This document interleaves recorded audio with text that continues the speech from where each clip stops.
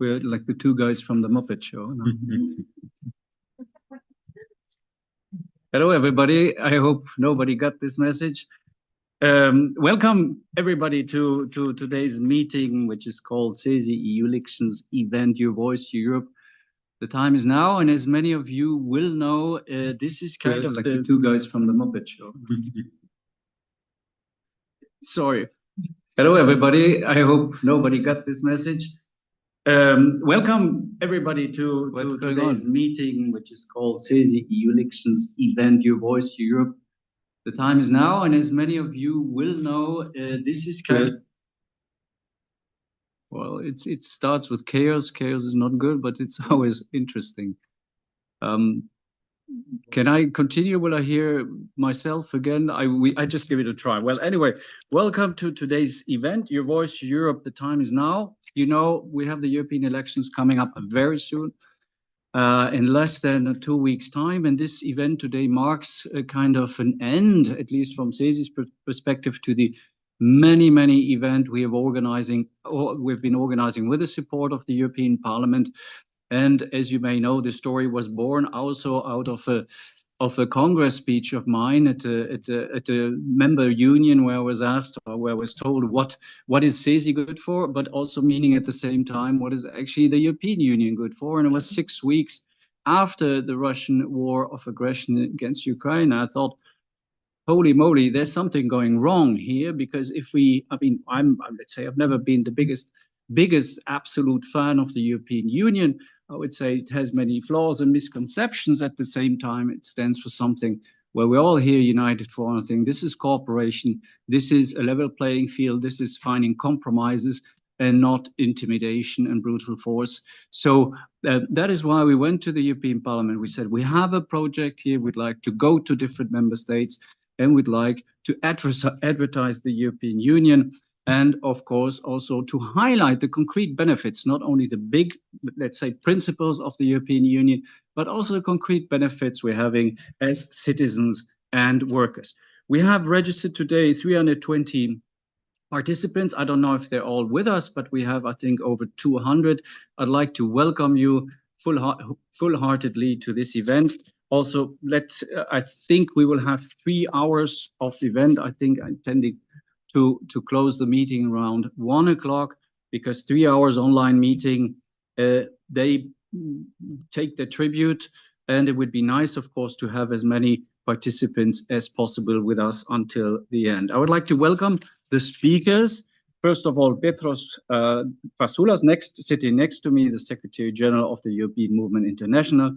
Christina Altides, who is also here at the table with us, who will be joining me in a second. She's advisor to the Director General for Communication at the European Parliament. Then we have Mr. Paulet, Deputy Secretary General of the Party of European Socialists, joining us online. Diederik de Schatzen, the Secretary General of the Alliance of Liberals and Democrats for Europe. Laurent Standard, he's with us. Laurent, welcome here in the room. Also Director of the Green European Foundation, Romain Wolf, our President. Marcello Pacifico, President of the European Academy. Patrick Fay, our Vice President. Carmine Jafke from Luxembourg. Alain from France. Matthäus from Germany. Mariana from Italy. Isabel from Spain.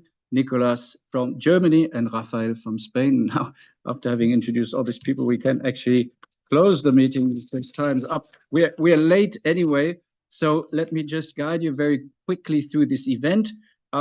So it's a webinar. So you are both those who are not speakers, they are attendees. Please, if you want to take the floor, and I'm inviting you very much to do so. We have 3 hours, as I said, and these 3 hours, they live from interactiveness. So please do not hesitate here to take the floor if you wish. So if you want to take the floor, being an attendee, you click on there's an icon for raise your hand, and then we'll open your microphone and you can speak. We will have 3 hours. As I said, we will start with introductions, then we will have reports from our members, then we will have the demands, expectations, presentations of manifesto. The most important, as I said, are the debates. We have to speak We have to be controversial. We have to accept, as I said, also criticism. But once again, this event today is also with all modesty to highlight the benefits of the European Union. And I hope we can achieve that also of CESI. Once again, the rationale of the event is to, as I mentioned earlier, is to bring the people to go vote. We have here a nice poster. The European Parliament brought us this earlier. So I hope this will be the message which comes across after this event, also to our members, to our dear participants, to our dear speakers. On the 6th, 7th, 8th, and 9th of May, go use your vote. Some people say go vote, and they always have the great explanations why. I would say go vote because you can. And with this, I would hand over to my dear Secretary General of the European Movement International, Petros Patsoulas. You have the floor. Thank you very much, Klaus. Thank you for the invitation. Same also to Roman. Thank you very much for having me here. It's a pleasure to be part of this event and to join again the CESI family in your efforts to address some of the greatest challenges of our time. And this is no less democracy itself. I am indeed the Secretary General of the European Movement International. For those of you who might not be familiar with our organization, we were set up over 75 years ago, shortly after the Second World War, a collection of prominent political figures led by a Brit, Winston Churchill, ironically, gathered about 1,000 stakeholders, among them trade unionists, but also employers, civil society activists, thinkers, academics, religious leaders, to discuss how Europe can craft a future for itself that doesn't involve murdering each other at an industrial scale at the fields of Flanders and beyond. And over a 3 days period, they came up with various ideas, and to execute those ideas, they constructed the European movement as a vehicle to push forward European values and the notion of European cooperation and integration. And the European movement has been doing this over the last 7 decades, all across Europe, as a pressure group, an advocacy group, promoting ideas, ambitious proposals for how to get Europe closer together. And we're, of course, also based here in Brussels, our headquarters in Brussels, where we don't just congregate the national offices of the European movement, but we also function as a platform that brings together the same kind of stakeholders that were there 75 years ago. So employers, trade unions, civil society, academia, local authorities, political parties, all those players that are necessary to make Europe united. Because the EU isn't just a project made up of nation states.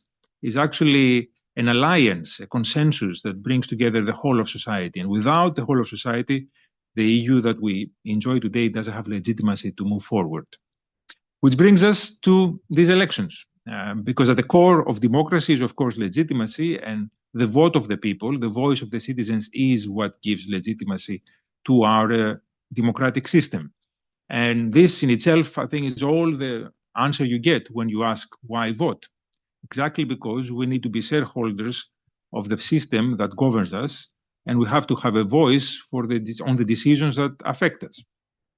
And I don't want to exaggerate too much, but I think these elections are coming in a crucial juncture for Europe as a whole, the world itself, and certainly our society.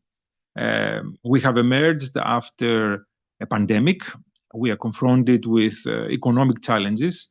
We have seen the return of war on our continent. We also see authoritarianism challenging democracy itself. There is an environmental crisis. There is a digital transition. There are big challenges ahead of us. And our fellow citizens are looking for answers. They are looking for solutions to the problems they and their families face. And they turn around and they look for those answers. And often they look to Europe. Because exactly, our challenges are European, are global in scale. So our responses, our solutions need to be of similar magnitude. And they can only happen if we do them together at the European level. And they can only happen if they have citizens at their core. And this is why these elections are hugely important, is the opportunity for citizens to choose the politicians that will represent them. But that shouldn't be the end of democracy. We shouldn't just focus on what happens on ballot day or the days before. We need to make sure that this relationship, this dialogue, this conversation between citizens and their elected representatives continues for the duration of the term of office of the European Parliament, or any parliament for that matter, up until the next electoral contest. Because today, we don't have the luxury of engaging our fellow citizens just once every 5 years. Our democracy needs them actively involved day in and day out if it is to resist the challenges that it's currently facing. So for that reason alone, I think it's important to underline that civic duty, participation, democratic engagement shouldn't just limit itself to voting. We have seen in our opinion polling that we have done over the last few years that people are starting to switch off from democracy. They think that their vote doesn't yield results. They consider some things very important to them, whether it's the economy, employment protections, environmental protections, and they don't see results from that. And they're starting to question whether the democratic system is in fact what will guarantee the solutions they seek. So we have a huge challenge in ourselves. It's not just a question of getting them to vote, but it's demonstrating to them that by voting, they actually have the opportunity to shape decisions. And that's not the end of it. So for a while now, the European movement and many others have been advocating for a more participatory form of democracy, not to replace, but to complement representative democracy. We have been advocating and proposing ways to ensure that citizens, through voluntary panels, can have a say in the legislation that we adopt at the local, regional, national, and of course, European level. And not so long ago, we had such an experiment at the European level called the Conference on the Future of Europe, slightly misleading, but nevertheless, the premise behind it was the idea that citizens can, in fact, contribute to policymaking and decision-making. And I think, again, the next 5 years is an opportunity to strengthen that idea, to make our democracy more participatory. I will finish with something that I mentioned at the beginning. One of the challenges that I think we are facing is indeed the resurgence of far-right and authoritarian political parties and movements across Europe. They take many guises, they have different forms, they call themselves all sorts of things, they advocate for various stuff. But unfortunately, at the core of it, there is a nationalism, revisionism, sexism often, that is contrary to our values. So these elections are about many things. They're about social, environmental, economic, cultural, and political issues. But also there are a fundamental competition between two very conflicting points of view. That of union, democracy, equality, solidarity. On the other hand, that of nationalism, authoritarianism, conflict, and competition. So this time around, it's important to vote, but also it's very important to vote for those that stand for the values that the trade union movement, the European movement, all Democrats represent. Because we don't want to wake up the day after and find ourselves represented by the kind of people that make easy promises, offer cheap solutions, but they desire nothing else than to take away our freedoms and our rights. And that's why the European Movement's campaign this time around isn't just about the act of voting. It's about voting to defend our very rights. Because before we know it, we might wake up and the things that we take for granted, the very things that we consider valuable, might be taken away from us. So I call upon you, as leaders of the trade union movement across Europe, to engage with your constituencies, with your colleagues and your partners across society, but also your family members, your friends, your neighbors, and underline that their environmental rights, their social protections, their fundamental human rights are in line this time around. There are, unfortunately, people out there, both within and outside of the European Union, that want to do away with our democratic system, and they want to take away our very rights. So it is our responsibility to stand up to them, defend Europe, defend democracy, defend our rights, vote, and be counted. Thank you very much for having me. Thank you very much. It was very nice introduction, very nice opening. Before we move on, I would like to ask Tielemarus just to share some issues regarding social media, etc. Tielemarus, please.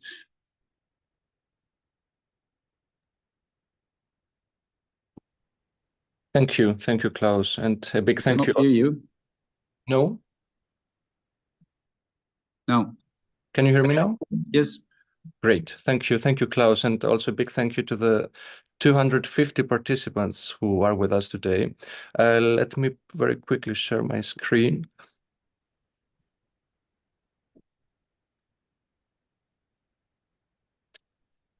So I would kindly ask all of you to take a photo of this QR code. This QR code leads to the Together EU platform. This is the platform of the European Parliament, where you can find all the events like the one we organized today, events that are related to the upcoming elections.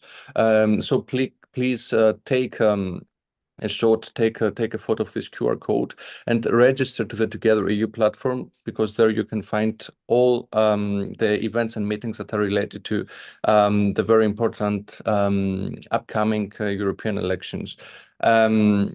For today, we have two main hashtags. Is the WeP24. This is the main project of CESI dealing with European elections, and the Use Your Vote, the main hashtag of the campaign of the European Parliament for the elections. At the same time, I would kindly ask you to follow us on Twitter using this QR code. So please take a moment to follow CESI there on Twitter, and also on the other social media channels. You will find our campaign on the elections. This is actually what you saw at the beginning of the meeting. For 30 minutes, we presented all the visuals which we created for the elections, with statements from the people of CESI, including Klaus, of course, our president, and all our members. Similarly, I would kindly ask you to take a photo of this QR code, which leads to the account to the CESI platform on LinkedIn. Please follow us on LinkedIn, and whatever you post from today's meeting, you can use the hashtags WeP24 and use your vote. And finally, for Facebook, please use the same hashtags WeP24 and hashtag Use Your Vote. And in order to follow us on Facebook, you can take a photo of this QR code. Back to you, Klaus. Thank you. Thank you very much, Tielemarus. One hashtag could also be, as we noticed yesterday, breakfast at Tiffany's, because of the colors of the background, right?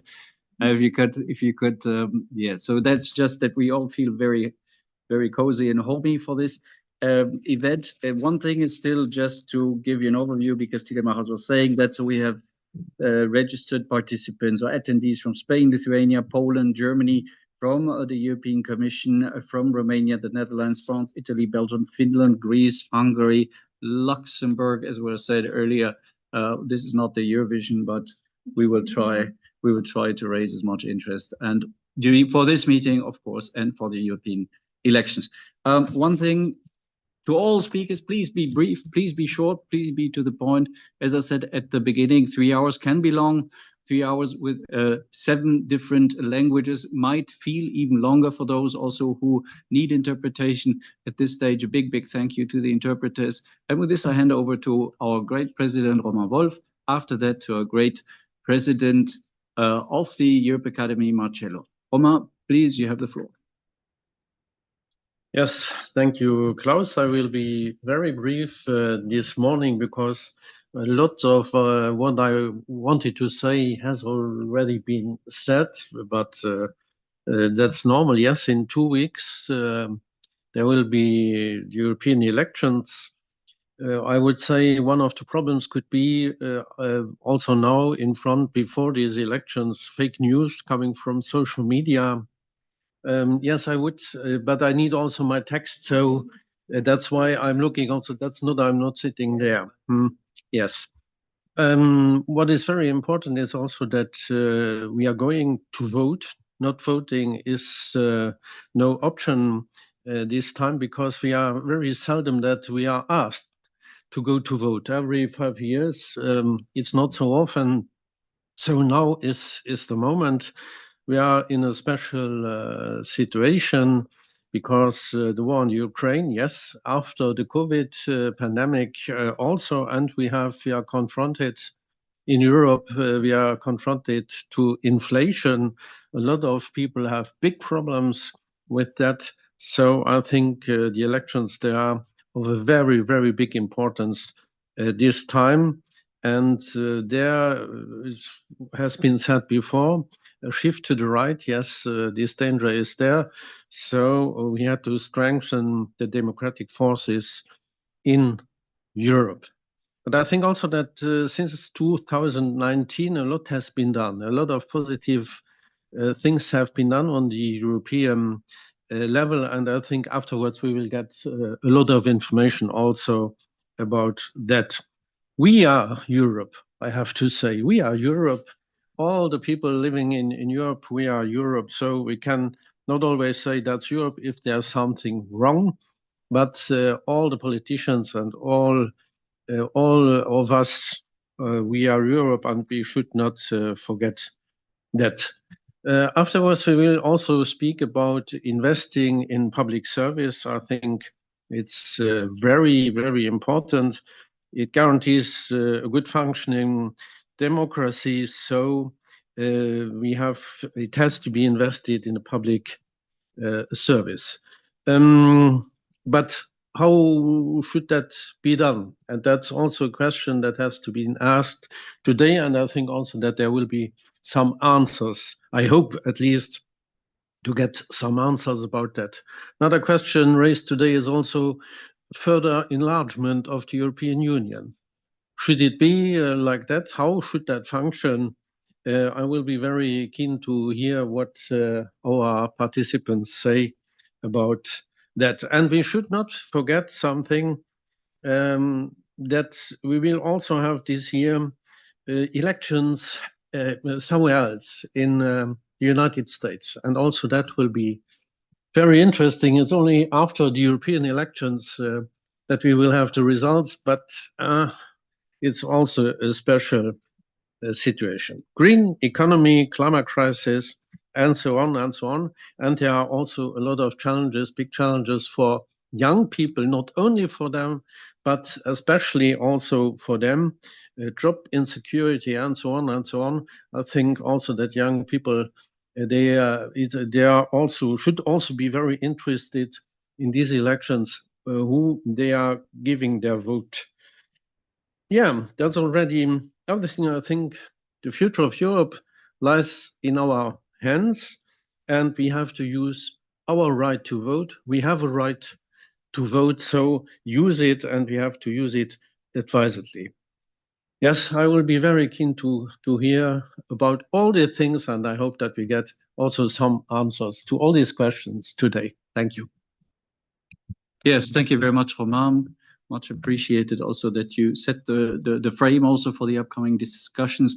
I'm turning to Marcello. Marcello, our president of the Europe Academy, joining us from Italy, from Palermo, I suppose, or from Rome. Marcello, this is a question I'm always asking to the Italian colleagues. If you could try to be as brief as possible, that would be highly appreciated. Thanks so much for being with us, and you have the floor, please. Merci Klaus. Bonjour à tout le monde et bonjour à tous les participants. Il y a plus de 250 participants. C'était ce que nous a dit. Et je passe les bonjours à toutes les personnes qui maintenant ils nous écoutent, nous regardent en ligne. Alors c'était très important ce rendez-vous d'aujourd'hui parce que c'était un appel au vote pour l'Europe. C'était très important. Il est organisé par la CESI. La CESI elle essaye de convaincre tous les travailleurs des syndicats qui sont inscrits à la CESI de l'importance de cette votation pour l'Europe. Et c'est toujours, c'est organisé par l'Académie de la CESI qui travaille beaucoup avec les institutions européennes, bien entendu sur l'éducation et sur la formation permanente des travailleurs. Alors, ce projet Web 2024, c'est un projet qui a été financé par les institutions de l'Union européenne, mais qui nous engage à expliquer pourquoi c'est très important de voter pour l'Europe. Et enfin, bon, j'ai entendu l'appel d'ensemble, ensemble pour la UE, ensemble pour l'Europe. Moi aussi, je me suis inscrit il y a longtemps, déjà il y a un mois que je me suis inscrit, j'ai enregistré en vidéo pour convaincre le plus de personnes possible à voter pour l'Europe. Pourquoi voter pour l'Europe? Parce que l'Europe, c'est l'Europe du traité de fonctionnement de l'Europe qui nous souvient qu'on a un pilier, on a 20 piliers de droits sociaux. On a un socle européen de droits sociaux qu'il était voté par les conseils, la commission et le parlement. Il était sous-signé par le président du Conseil de l'Union européenne, pour le conseil de la Commission européenne et aussi du Conseil de l'Union européenne. Qui nous souviennent que l'article 3 du traité de l'Union européenne, l'Union a notamment pour but de promouvoir le bien-être de ses peuples et d'ouvrir pour le développement durable de l'Europe fondée sur une croissance économique équilibrée et sur la stabilité des prix. Une économie sociale des marchés hautement compétitive qui tend au plein emploi et au progrès social et un niveau élevé de protection, d'amélioration de la qualité de l'environnement. L'Union combat l'exclusion sociale et les discriminations et promeut la justice et la protection sociale, l'égalité entre les femmes et les hommes, et la solidarité entre les générations et la protection des droits de l'enfant. Les socles européens des droits sociaux, il est très important parce qu'il y a très piliers. Il essaye de promouvoir l'égalité des choses, des causes, des accès au marché du travail, des conditions du travail équitables, la protection sociale et l'inclusion sociale. Et enfin, il y a, comme nous avons dit, pour but de promouvoir le bien-être de ces peuples, de ces citoyennes, des employeurs, de ces travailleurs. Et les premiers piliers du socle social, c'est les piliers qui regardent toute personne pour garantir à toute personne l'éducation, la formation, l'apprentissage tout au long de la vie. Une éducation inclusive et de qualité afin de maintenir ou d'acquérir des compétences en permettant de participer pleinement à la société et de gérer avec les succès, les transitions ou de chercher un nouveau travail. Il faut voter pour cette Europe. C'est très important. La démocratie l'appelle le vote à un moment de guerre, à un moment de crise sociale, de crise climatique, comme il nous a dit avant moi, Monsieur le Président. Et bon, alors je vous passe les beaux jours et j'espère vraiment que tout le monde votera pour choisir les représentants qui miaura avec les lois, avec les directives de l'Union européenne, et avec les interventions de la Commission, l'avis de tous les peuples européens. Enfin, je te remercie, Klaus. Je suis à Madrid maintenant. Je suis en ligne non, à Barcelone. Je suis en train d'aller à Madrid pour aller à Rome demain. Voilà, c'est vraiment, c'est l'Europe. Ce sont toujours, ce sont les voyages. Alors, hola de l'Espagne, hola de la Catalunya, ciao d'Italia. Spero che tutti quanti votino. No, il faut voter entre les 6 et le 9 de juin. Il faut voter pour l'Europe équitable, juste. Continuellement. Merci infiniment, Marcello. Juste encore merci aussi à ton organisation, parce que je pense, on pourra en parler tout à l'heure à mon avis, mais comment utiliser l'Europe pour faire avancer les droits sociaux au niveau national également. Je pense qu'on aura l'occasion d'en parler tout à l'heure. Merci pour les efforts là de ton syndicat en ce qui concerne justement le pilier des droits sociaux. Je souhaiterais continuer parce que, comme d'habitude, on est en retard assez considérablement. Donc, je demanderai vraiment à tous les intervenants d'intervenir le plus rapidement possible. Et puis, tout d'abord, je souhaiterais dire au revoir à Petros qui va nous laisser. C'est une chose impardonnable, mais tu vas continuer je pense, tes luttes, ton combat pour en vue des élections qui s'approchent. Et je souhaiterais demander à Christina si tu voulais bien me rejoindre ici devant, ce serait fort sympathique. Et Christina, qui, je le disais tout à l'heure, qui travaille au Parlement européen, qui est responsable pour justement cette élection et la communication. Et je me souviens, on a commencé avec ce projet il y a 2 ans, donc on a été chercher un peu des citations des gens différents. Et entre autres, c'était Madame la vice-présidente Barley qui disait voilà, je suis devenue vice-présidente du Parlement européen. Je voulais leur expliquer comment ça fonctionne la communication pour réaliser que effectivement, il y a déjà des outils formidables qui sont là et que peu de gens connaissent. Et voilà, donc on va tout d'abord commencer à regarder un film et ensuite, Christina, vous aurez la parole. Moi, je garde ça dans le fond de mon cœur depuis des années. J'y pense tous les matins, mais j'en parle pas.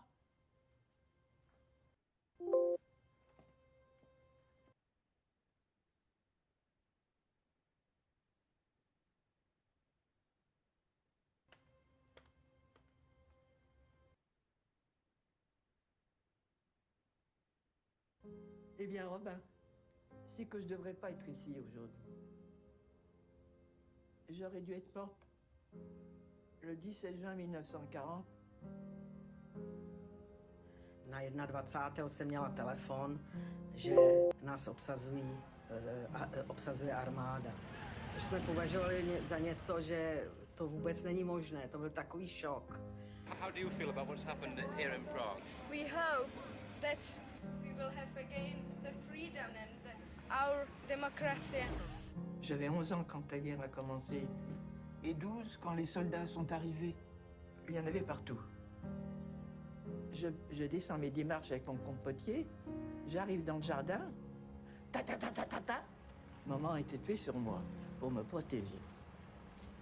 Vous savez, quand on a 12 ans qu'on se relève et qu'on voit sa maman morte qui vous protège, on n'oublie pas. În Timișoara s-a atras în tineret în fața catedralei. Mijn vader is Auschwitz gestuurd en daar vermoord. En mijn moeder kon mij meegeven in de wetenschap dat ze misschien mij nooit meer terug zou zien. Ik had geen ooms en tantes, dat vond ik wel raar. Ik had ook geen grootouders. Iedereen had grootouders. Ik had niemand. Non si deve mai dare per scontato la democrazia, ma bisogna sempre sostenerla e proteggerla. To 17. listopadu, kdy všechno začalo. Byla veliká demonstrace studentů. Policisté napadli demonstranty, zmlátili je. To byl ten moment, kdy začala ta revoluce, takzvaná. Pēc neatkarības atgūšanas Latvija bija brīva zeme. Cilvēki varēja brīvi izteikt savas domas par demokrātiju. Ma col muro di Berlino, secondo me, l'emancipazione di tutta l'Europa.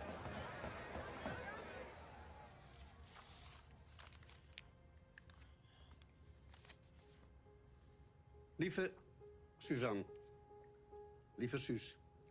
Jsem ráda, že jsi takový, jaký jsi, a za to tě mám moc ráda. Je weet, ik ben geboren in een jaar dat de wereld in brand stond. Zoiets bepaalt voor een groot deel je leven.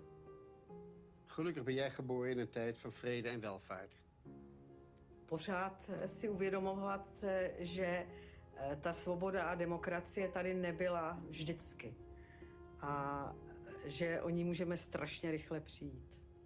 Bisogna lottarla per ottenerla. Bisogna sempre stare vigili e lottare. Si je peux laisser un message avant de partir, vivez la démocratie. Entendez-vous les uns les autres. Passt gut auf die Demokratie auf, wenn ich nicht mehr bin.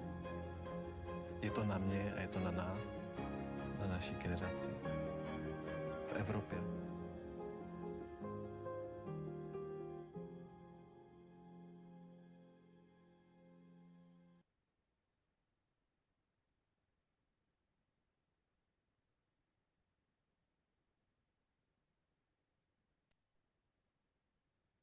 Ici, on a tous les larmes aux yeux, donc je donne la parole à Christina. Merci. Thank you very much. And yes, perhaps some of you have seen it for the first time. I have now, I don't know how many, seen it how many times, and it still moves me. So yes, we hope, I mean, you have seen that this is a video that goes beyond policy. Obviously, as Parliament, as an institution, we are not getting entangled in the policy side. That's the job of the political parties, of the political groups. But with this film, we wanted in a way to support what has been said before, also this aspect of democracy, and perhaps democracy being at stake and not being that should not be taken for granted. And we hope that with this film we can make the point. And so my presentation today is a little bit, let's say, going to give you yes, some more information around the perhaps Parliament's institutional campaign, and also how CESI has been already involved, how partners are involved in this campaign, and how you can even still be involved in the last 2 weeks before elections take part.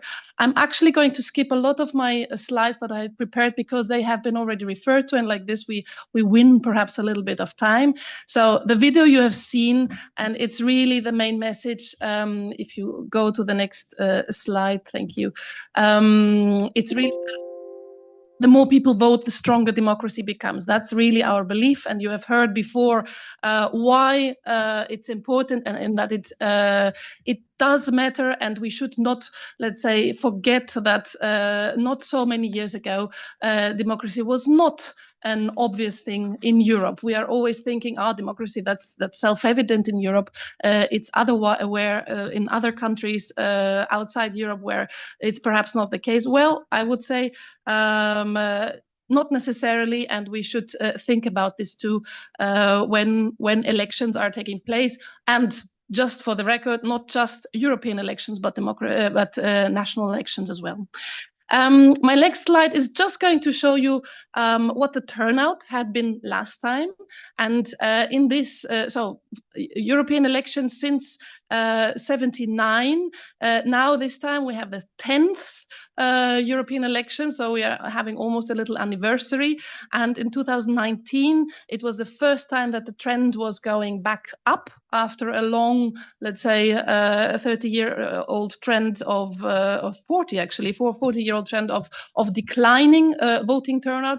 Let's see if we can go up with it this time again. The next slide, it's just, let's say, to show you that voting turnout can be very, very different according to member states. So this is coming back afterwards towards the end of my presentation, because if you are active in member states where the voting turnout is, let's say, either traditionally low or especially low for European elections, perhaps there's something you can still do to mobilize, something extra that you can do to mobilize your members, let's say one step more, but this is going to come back.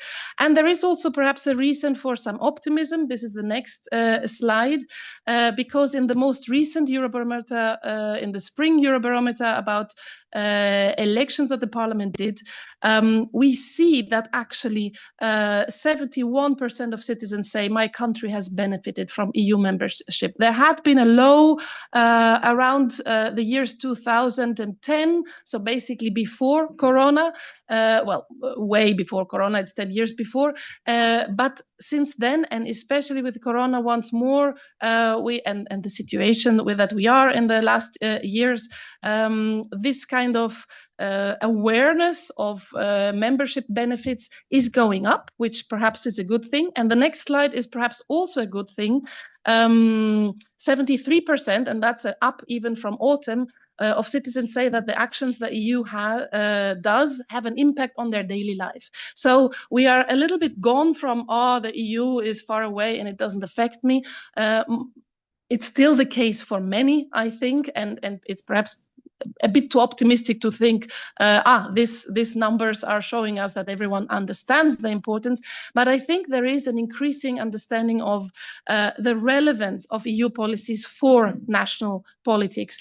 And so this has also, the question has been posed to how many people are let's say, planning to vote or intending to vote in these elections. And these numbers are also higher than they were 5 years ago. So let's see, this is a little bit, but we should not just rely on hope. It's also our doing to support, let's say, this trend and to support the people who are thinking of voting to actually do so. And so the next 3 slides, I'm actually going to skip because we have been talking about it. Petros has been talking about it, and the other two speakers too. So perhaps just one notice about this little cartoon that I always like, because a lot of people are saying, oh, it won't make any difference if I vote or if I don't. Yes, but if you see, I find this cartoon very telling, and it's the case perhaps not for overall population, but for example for young people. In the last elections, while turnout has gone up even with young people, still it was only 42%, up from 28, by the way, which is even lower. But that means that almost 2/3 of young people did not vote, the young people who were eligible. And this year, even more, there are more young people who will be eligible due to the lower voting age in 5 countries. So yes, if you are having access to young people, to young workers, to young professionals, please go out. And it does matter if 2/3 of voters do not vote, because then the minority will make the decisions. So moving to the institutional campaign, obviously you have seen the main, let's say, our centerpiece for the Go to Vote campaign. The objective of the parliamentary institutional campaign was really inform as many as possible, if not everyone, about the elections date also and the elections happening and why it matters. And on the other hand, we were engaging with a lot of citizens, and not just citizens, but partners. And here, yes, the narrative you have already heard. You have heard it in the film as well, that we don't want to live in someone else's democracy and live by someone else's choices. So the use your vote, even this kind of tagline is really, which is the next slide, is really kind of, yes, you saw it in the beginning of this debate today, of this webinar today. It's exactly, it's really about, you have the possibility, use it wisely. And in the beginning of last year, we have been focusing a lot on why voting, on why EU policy matters and how it affects people's lives. So there was a lot of awareness raising about policies that are very, very related to everyone's life, be it in the health sector, be it about safer internet, be it about women in top jobs or fair equal payment, minimum wages. So all those things that have a direct impact on our daily lives.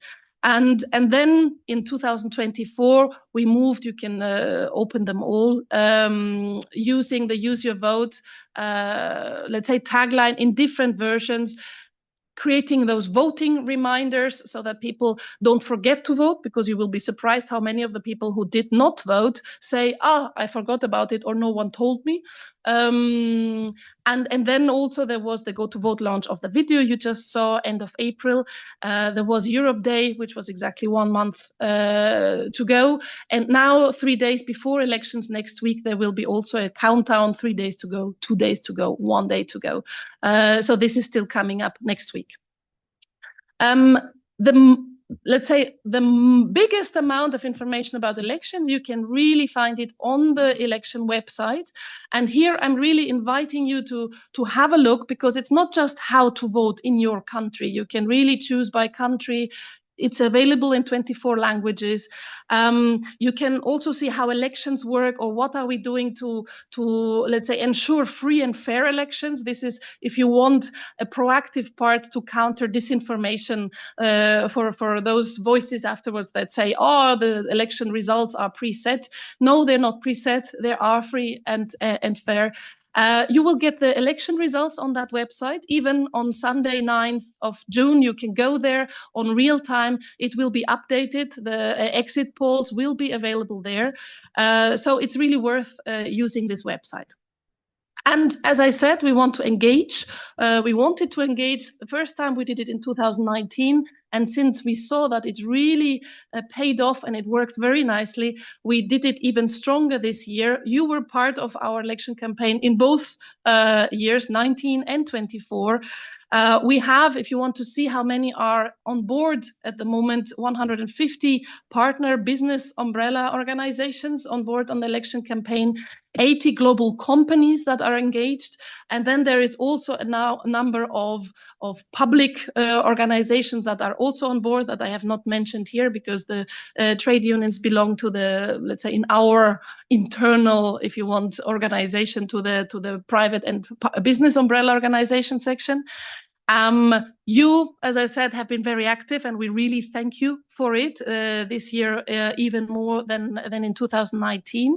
But you are really in good company. And just to show you a few of examples of what also companies have been doing or are doing for elections, be it Lime, the scooters who are offering free rides and remind people to go and vote.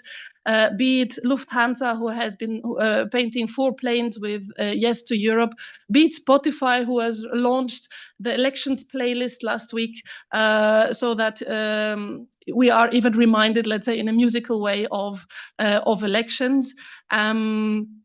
And going further, there are also organizations like the notaries or the accountancies who have been putting those posters. We invite you to vote in their offices, in their notaries, to talk to their clients, or buildings that can be lit up, or, and it's not little, internal and HR communication via newsletters, via events, events like this webinar. So this is more or less to give you also an idea. Okay, some of those things need to be planned well in advance, but some of these things are actually easy to implement even now, even 10 days before elections. So if you find that, okay, some of these actions you could still, let's say, do also with your members, yes, we would dearly invite you to do so.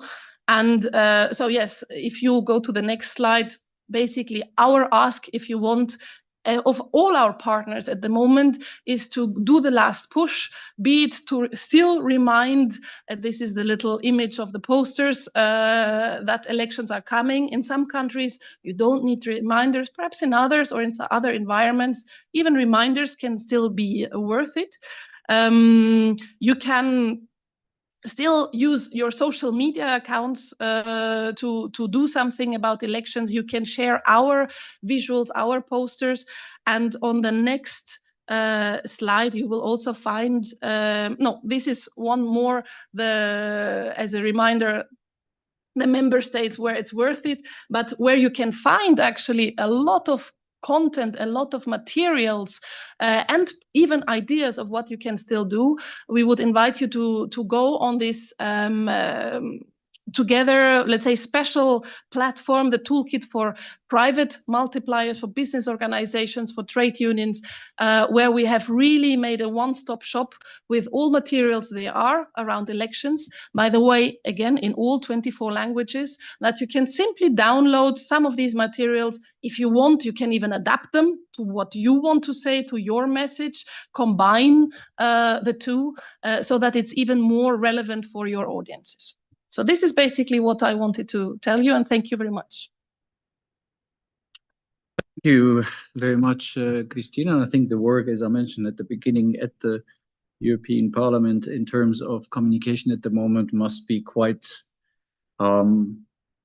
intense. And just maybe also to mention, I could imagine that a lot of Eurosceptics, or you would say this is a huge propaganda show. And I was wondering whether the line, you know, the scooters, maybe they wouldn't drive if you're not driving to the voting office. You know, they would only allow it to go into one direction. But this was exactly also the reason, and this is how, if you allow me, then I would move on to the second part, where we said also Australians not only to preach the big Europe, the big, let's say, the values, the principles, etc., but also the very concrete advantages which we have as citizens and workers. We are trade unions, we are the independent unions, and that is why, as I mentioned at the beginning, we organize all these different events, and the member states say, what's in for me? And this is where I would like here also, thank you very much, Christina, and we will stay by your side also for the next 2 weeks. We will also, as I said, we will throw this out of planes, you know, fly over Europe, and then so that everybody with his line can only drive into one direction. No, but really to really highlight what is in for me and what we have as trade unions, why our members, why our workers benefit from being from being workers, citizens in the European Union. And I also like to say here, also to the direct or indirect representatives of the European Parliament, I'm always saying, if we work if we have the dialogue, if we have the cooperation, if we have concerted actions with our members, I'm always quite surprised actually how transparent the institutions are, how accessible the institutions are, how accessible the European Commission, the European Parliament is. So what you said also at the beginning, or some said, Europe is far away. Yes, but it can get very close. With this, I would like to thank you once again, Christina, for taking the time. You're welcome here also to stay with us. It would be a real pleasure. And I would like to welcome to the video stage now Patrick Fay, Carmen Jafke, and Alain Larata to report about our events we organized in France, in Luxembourg, and in the Netherlands we haven't actually, but Patrick Fay will nevertheless highlight, I hope so, the many advantages the European Union has created for the workers. I have here also, just maybe we will come to it, but just these two lists which my dear colleagues made for me, just the legislation or the proposal for legislation in the social and employment field, and it is considerable. And there was just a discussion last week or 2 weeks ago in Germany. The Germans want to raise the minimum wage to 14 euros, I think. And the chancellor was attacked for being a little bit populistic and in times of presenting himself as the most peaceful and most social chancellor sometimes. But some people of his staff say, well, we don't have a choice because we have to transpose the directive on minimum wages, which establishes certain thresholds, and we have to transpose that directive into national law by, I think, November this year. And that is why this is very clear, tangible impact on very, very many workers.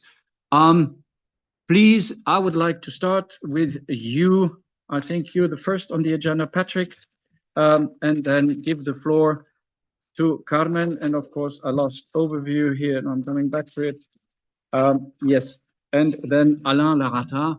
Please, the big request to all of you, try to be concise, try to be short. If you have slides, we're happy also with less than 100 slides. So just, you have the floor, and it's great to see you here from Luxembourg, from the Netherlands, from France.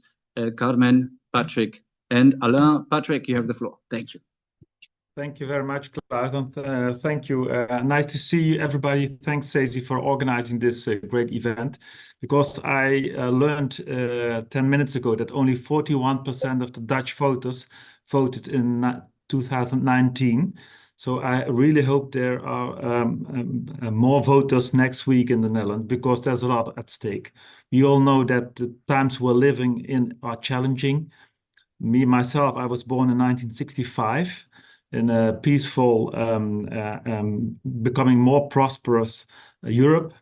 And as we know now, there's a great war in Europe, and there are much more uncertainties in Europe than there were years and decades ago. And a lot of people are asking themselves, do my children get the same life or the same chances at a good life like I had? Or are there more threats in their life? And we think as Dutch Union that the European elections are very, very important, because Europe is everywhere. European laws are important for trade unions because they improve labor conditions, the chance for a fair wage, and make directives for platform work, for example, very important things to do. We also see that there's a growing distrust in the Netherlands, but also in other countries, which showed in last elections in the Netherlands, but also in other countries, and probably also next week in Europe. And we think that the cause of this distrust is that much more people are uncertain about their future, about the chance of getting a payable house, having a job which is certain when you get ill. How do you still get your wage? Economy has changed. Things get more complex for people.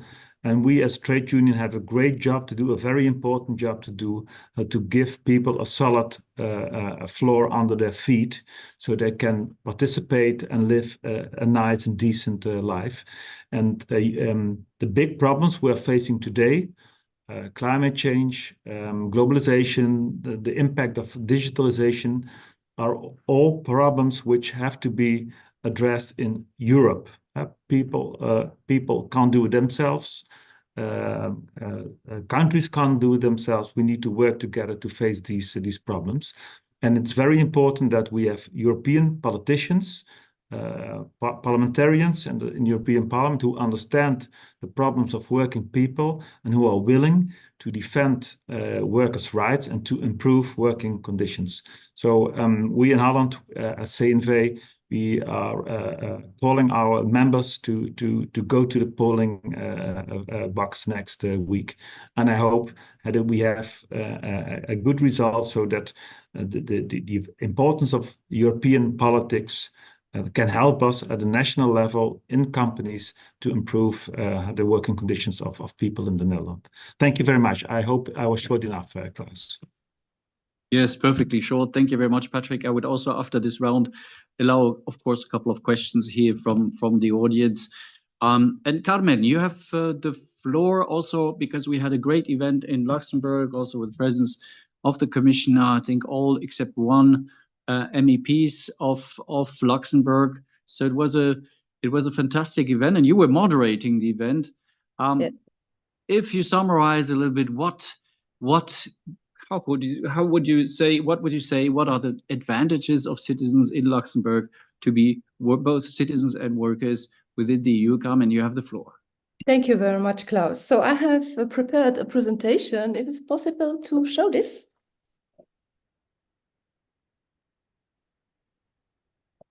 Carmen, I don't have the presentation. You can share it from your computer. I can share it from my computer. Okay, so we'll do this.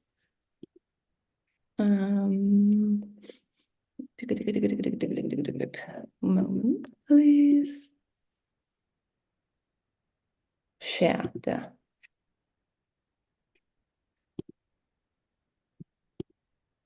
Et voilà. You see it very well. Perfect. Great. So where's the button to start the presentation? But I let it this way, that's no problem. So I will now present you some key directives that have changed the working life in Luxembourg. Personally, I found it very interesting to see how many directives had an impact on our working and private life. I didn't have all of them into my mind, and you will see during my presentation, you will also say, yes, I remember this directive has a very positive impact on my life. As my speaking time is short, I will skip the first pages and will not go in detail of the directives. I think you can watch this webinar later on YouTube, and if you're interested, you can check the details then later on this presentation. I just want to bring back into our mind that those EU directives changed our working and family life to a better one. And that's why it's so important to participate on the elections this year, on the EU elections. So, ladies and gentlemen, to respect Klaus Heger's wish to respect our time, fasten your seatbelts, because I'm going through my presentation at the speed of light. So I will directly start with some key EU directives that have changed working life in Luxembourg. I start with the Working Time Directive, which sets minimum standards for working hours, rest periods, and annual leave, which ensures that employees are entitled to at least 4 weeks of paid annual leave and limits the average working week of 24 hours. So I don't go into detail. We all trade unionists. I think that we know them very good, this working time directive. It is, in fact, a very important one which has impacted all workers. And it has been a subject of much discussions on the part of the employer side, who saw a problem in the organization of work, however, mostly could adapt their organization of work, and now everything is fine. The second one is the Equal Treatment Directive, who promotes equal treatment for men and women in matters of employment and occupation. So this prohibits discrimination based on gender regarding pay, working condition, and access to employment. Then we have the Health and Safety Framework Directive that had been implemented, which establishes general principles for the protection of workers, health and safety, which requires employees who are entitled to employees to evaluate risk and implement preventive measures. Then we have the Temporary Agency Work Directive that ensures that temporary agency workers are treated equally in terms of basic working and employment conditions compared to permanent employees, and the Information and Consultation Directive, which establishes a general framework for informing and consulting employees in the EU, which ensures that employees are informed and consulted on significant workplace changes. This is a good one, and I love this, the employee presentations. So then have we some key EU directives for families, the Parental Leave Directive, I think most people know them, who established minimum requirements for parental leave and related employment rights. This directive helps parents balance work and family life, promote shared childcare responsibilities, and supporting child development. Then we have the Work-Life Balance Directive, where here it had improved work-life balances for parents and carers, updated also existing frameworks, and introduced new rights. I listed them up here: the paternity leave, oops, I deleted one, the maternity leave, carers leave, and flexible working arrangements. Then we have also the directive on the rights for parents on the workplace, which protects pregnant workers. I know, where am I? I was too fast. I was too fast. Then we have the maternity leave directive, which protects pregnant workers, those who have recently given birth and those breastfeeding. So this allows families to enhance the health and well-being of mothers and newborns, provides financial support during maternity leave, and safeguards women's employment rights. Then we have the directive on the rights of parents on the workplace, which combats discrimination and promotes equality in the workplace, including protections for parents, a very important point. So if I just can conclude on this here, these EU directives have significantly contributed to improving the work-life balance of families, ensuring better protection and support for parents and caregivers. So most people I know are very happy about these improvements of their work-life balance. So here I found, I was looking at other directives who are promoting more gender equality. Here we have the Equal Treatment Directive, which implements the principle of equal opportunities and equal treatment. Accessibility shortcuts. Pardon? Hello? It's the voice from we the other can world. hear you. You can continue. Okay. Okay, so the Equal Treatment Directive, which implements the principle of equal opportunities and equal treatment of men and women in matters of employment.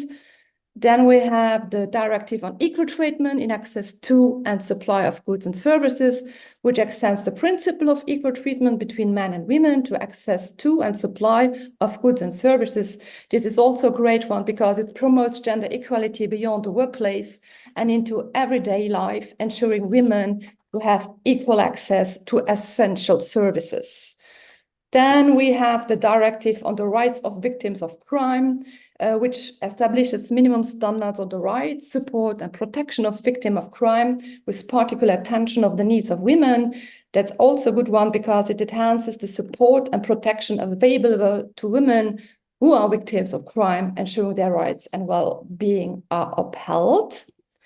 Then we have the Directive on Gender Balance on Corporate Boards.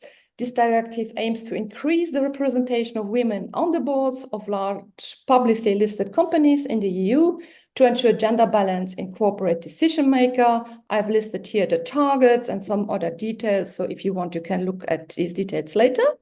So if I can conclude here then, so these directives have played a crucial role in advancing gender equality and improving the lives of women across the European Union. They ensure that women receive equal treatment and protection in the workplace and society, promote work-life balance, and provide support and rights for women in various aspects of life. So I was not finished with all my researches. So some EU directives more that have influenced salary structures and wage policies. Here we have the Equal Pay Directive, which implements the principle of equal opportunities and equal treatment of men and women in matters of employment and occupation, particularly focusing on equal pay for equal work. Then we have the Post Workers Directive and its Enforcement Directive, which regulates the terms and conditions of employment for workers posted to another member state by the employer, ensuring fair wages and working conditions. Then we have the Directive on Transparent, Predictable Working Conditions, which improves working conditions by promoting more transparent and predictable employment terms. That is also a nice one because it improves job security and working conditions, benefiting women who are often in precarious employment and supports equal treatment in the workplace. Then, not to forget, the Minimum Wage Directive, which establishes a framework for adequate minimum wages across the EU to ensure fair pay for all workers. So as you maybe know, Luxembourg already has one of the highest minimum wages in the EU, but the directive reinforces the country's commitment to maintaining adequate minimum wage levels. It supports efforts to ensure that minimum wages keep pace with living costs and economic conditions, helping to secure fair wages for all workers. So to conclude here, these EU directives have played a crucial role in shaping salary policies and practices in Luxembourg, and they ensure that workers receive fair compensation for their work, contributing to better living standards and reducing income inequalities. So then I will show you some directives that enhance security and protection, not only for women and girls, but also for women and girls. The Victims' Rights Directive, which establishes minimum standards on the rights, support and protection of victims of crime with special attention to vulnerable victims, including women and girls. Then we have the Directive on Preventing and Combating Trafficking in Human Beings, which aims to prevent trafficking human beings, particularly women and children, and to support, again, victim rights. We have the Directive on the European Protection Order, which enables individuals who are granted protection in one EU member state to seek similar protection if they move to another member state. I come to the end. And then the Directive on Combating the Sexual Abuse and Sexual Exploitation of Children and Child Pornography, which establishes measures to combat the sexual abuse and exploitation of children and child pornography. Well, it is in the title. Directive then of harassment and sexual harassment, a very important one, will also be included in our statutes and our national laws, which addresses gender discrimination and promotes equal treatment in the workplace, including measures against harassment and sexual harassment. And effectively, in the 90s, there were more sexual harassment in the workplace, and this is away. So yes, it had diminished drastically. I just want to highlight here, as we are speaking about violence, I want to remind people also the Istanbul Convention, that's a groundbreaking international treaty aimed to preventing and combating all forms of violence against women and domestic violence. Voila. This was a little bit a history of EU directives that shaped the working life in Luxembourg. So as we all know, EU members are obliged to transpose EU directives in our national legislations within specific timeframes. So, but failure to implement directives properly and on time can lead to infringement proceedings by the European Commission. So I was looking a little bit about who is a little bit late in the implementation of the directives, and honestly, it's very difficult to find information about that, and also who have to implement it late or the fine-spaced, or I don't know why. And I have found here one concrete example of one EU directive that has been implemented, for my taste, with a big delay. That's what the Working Time Directive from 2003. And only in 2018, 15 years later, it has been implemented in the national law in Luxembourg. I find this quite late, and I find that this is a huge problem. Just a little information here. I found here a very interesting link where you find the annual reports monitoring application of the EU law. So if you have time, you can watch at this. And if you allow me to conclude, so EU directives play effectively a crucial role in establishing common standards and promoting harmonization across member states, contributing to development of a unified European legal framework. However, I think a significant challenge arises in the timely and effective implementation of these directives into national law. The delay in implementation can hinder the intended benefits of EU directives, leading to disparities in legal frameworks across member states and potentially undermining the effectiveness of EU policies. So for me, one of the biggest goals and challenges we will have to tackle next years is improving the efficiency and timeliness of the implementation in national laws is crucial to ensure their effective application and maximize their benefits for citizens and business across the European Union. So I hope I was in time. Thank you for listening. Thank you very much, Carmen. You're far too long, but very, very refreshing, I must say. It was a lot of information. Maybe the next time also, I'm always making that joke, but it usually flies quite well that we should all inhale helium before speaking. So we even speed up while speaking. It was really fantastic, Carmen. Thank you very much for this overview. And we also chose you, of course, or asked you to do it, not only because we were the great moderator in the event in the Luxembourg, but also since Luxembourg has such high standards, and to show, really to make everyone realize that even in Luxembourg, European law had an impact for had a positive impact. Also what you said in terms of implementation, so referring to what Patrick said, it comes back to, let's say, our coordination, our cooperation, our concerted action here, not only to look at to support, let's say, high standards, but also to make sure that these high standards, Marcello, I don't know if he's still with us, is a good example, also are being implemented, are being kept at national level, and that's our role as Tradians. Alain, you're the master of disaster, I would say. You're the firefighter in France. You're an officer. You're the vice president of the Academy Europe. Sorry, I forgot to say. Carmen is from the CGFP in Luxembourg and chairwoman of our FAM Commission, and Patrick is also a member of the board of the CNV in the Netherlands, but also, most importantly, vice president of CESI. Alain, we went to Greece, we met the commission, we went to the different, how could I say, centrals where civil protection is being coordinated.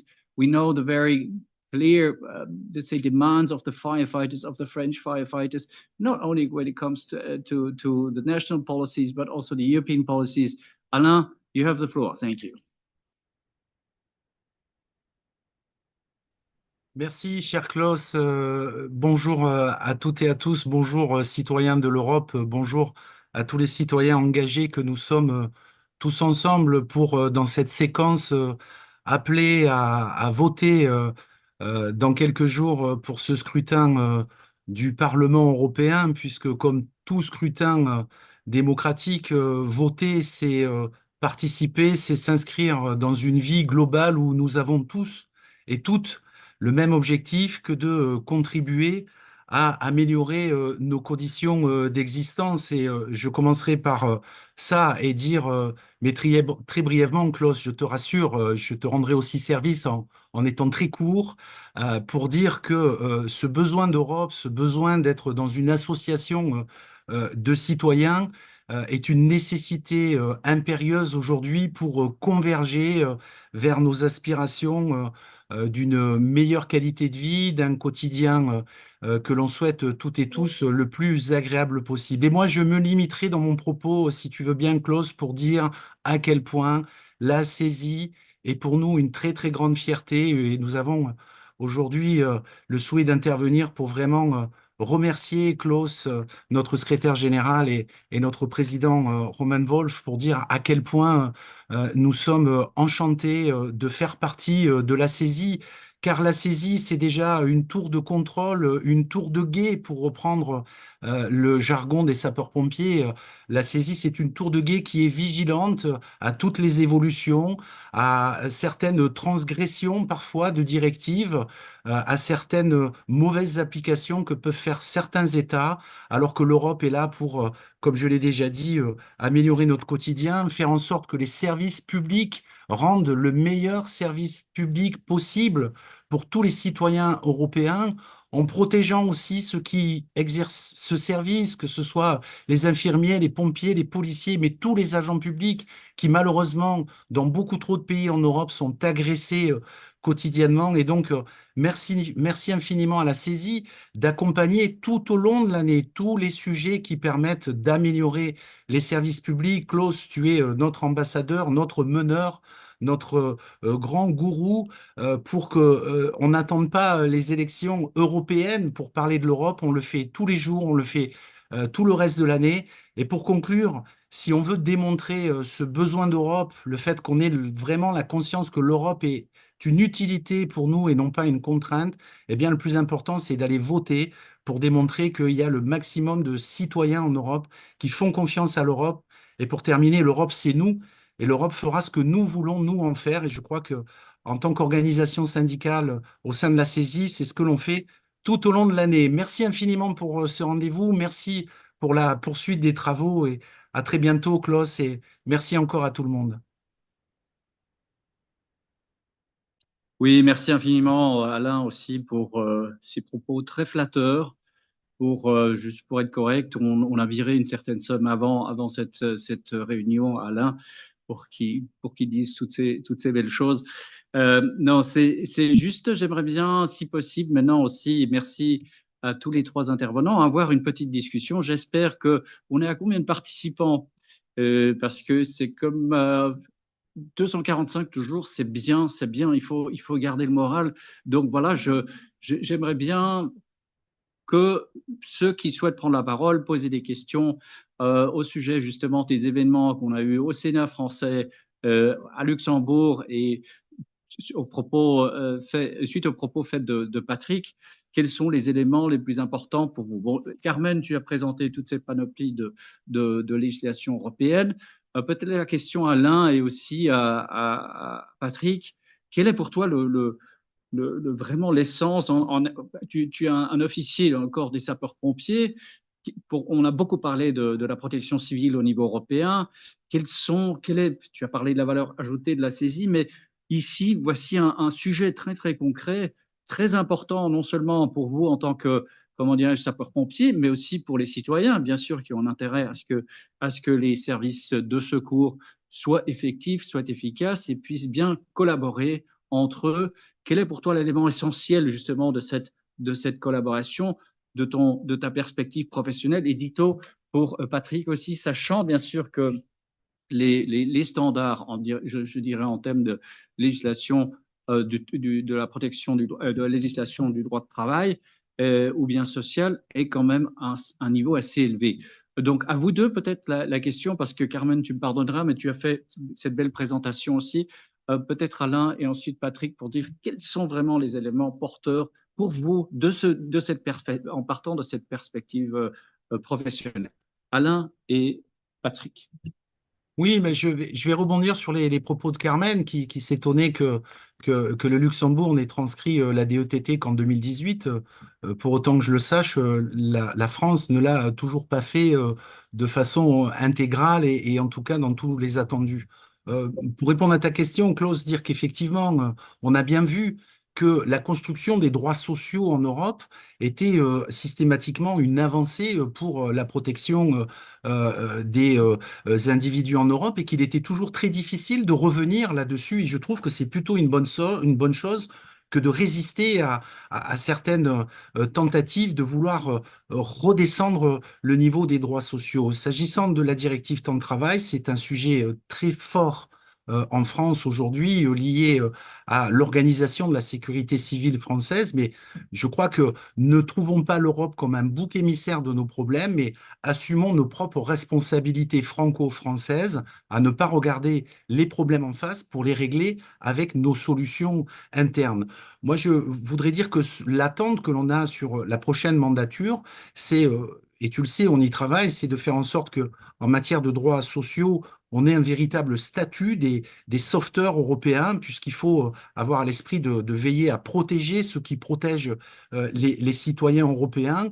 Et puis, dans le cadre du mécanisme de protection civile, pour pas être trop long, je crois que l'Europe apporterait beaucoup plus de souplesse pour le domaine de la protection civile européenne si les programmations budgétaires pouvaient être pluriannuelles et non pas année par année, pour que tout le monde puisse organiser de façon un peu plus prospective, avec un peu plus d'anticipation, les programmes budgétaires, puisqu'il y a les mobilisations de crédit qui sont importantes, mais il y a aussi la mobilisation de l'appareil industriel pour produire les avions, produire les camions. Et là-dessus, il faut aussi que l'Europe puisse apporter un peu plus de souplesse. Voilà, mais en tout cas, je terminerai là-dessus. L'Europe est au rendez-vous de ces enjeux et très modestement, nous essayons de les accompagner au sein de la CESI.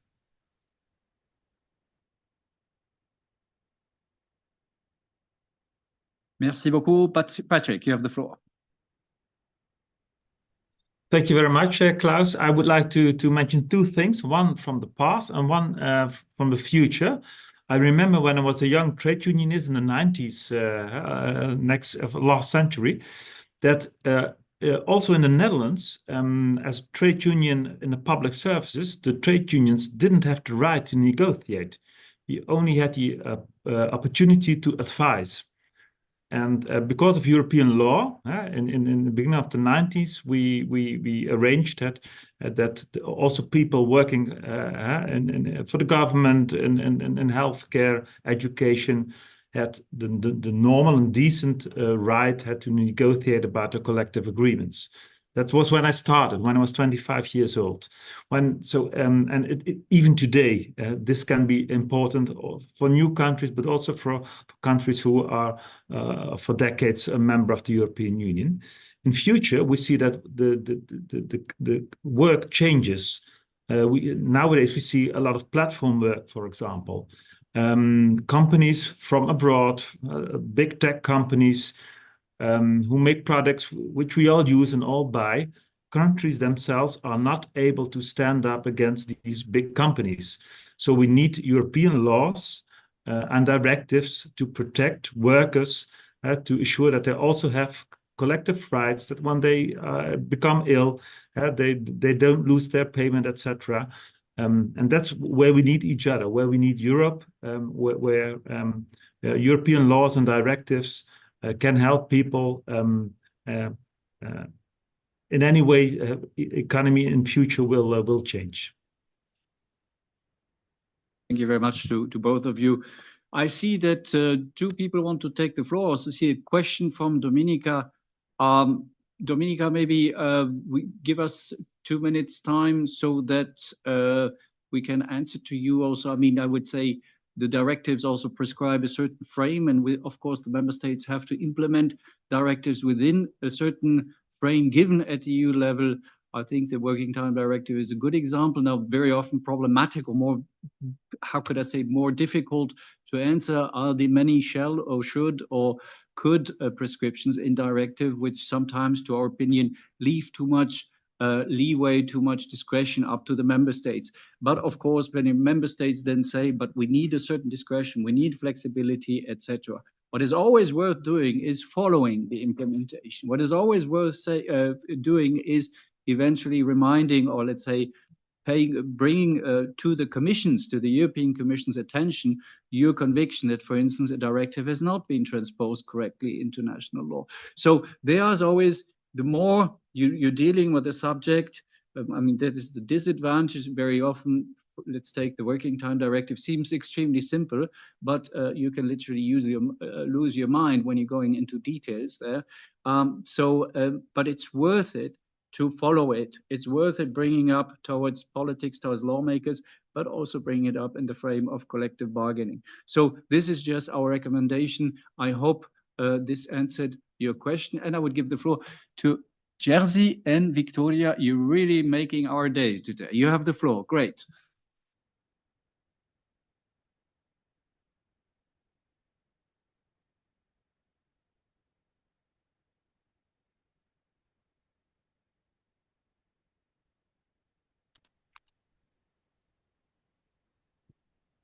These are the classic moments of the spiritual meetings. We're waiting. Jerzy, do you want to take the floor? Jerzy. Jerzy from Poland, and Victoria. Please, you have the floor. Maybe Victoria first. You can open your mic and speak. Yes, but let's see if Victoria, can you hear us? Aš norėčiau kalbėti taip, lietuviškai. Esu pakėlusi ranką.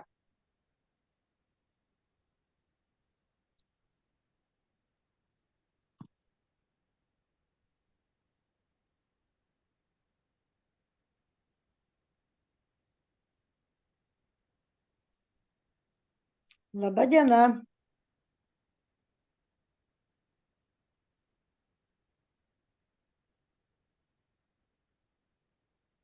Alio, ar jūs mane girdite?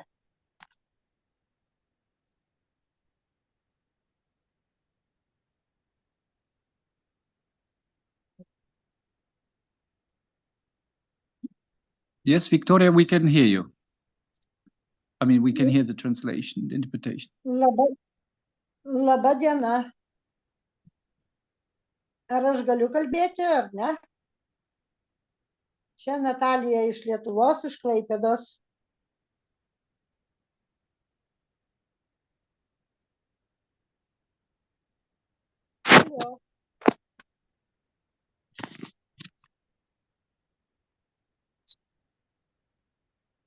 Labą dieną.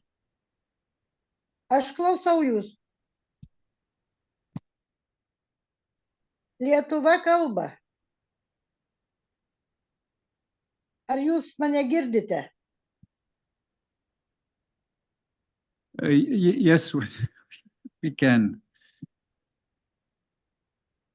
Čia Natalija iš Lietuvos, iš Klaipėdos skambino.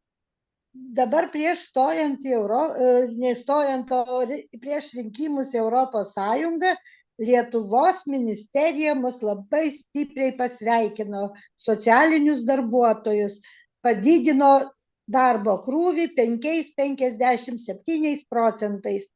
Kaip taip gali būti? 2017 metais socialiniams darbuotojams buvo krūvis 40-50 paslaugų gavėjų. Dabar nuo šių metų jau nori padaryti, kad gautųsi 150-350.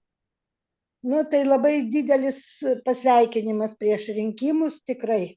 Turėtumėt pasidomėti šitais dalykais ir šitokį darbo krūvį žmonės tikrai negali pakelti.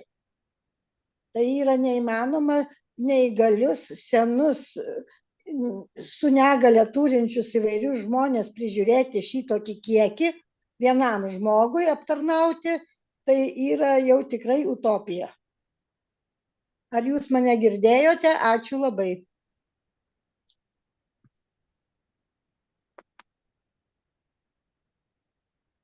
Thank you very much for this very important statement, because we are indeed also working more and more in the field of health and care. And what we notice more and more is that on the one hand, we face labor shortage, qualified labor shortage. And on the other side, especially in the care sector, but also in the healthcare sector, some of the professions are first absolutely undervalued and work under terrible working conditions.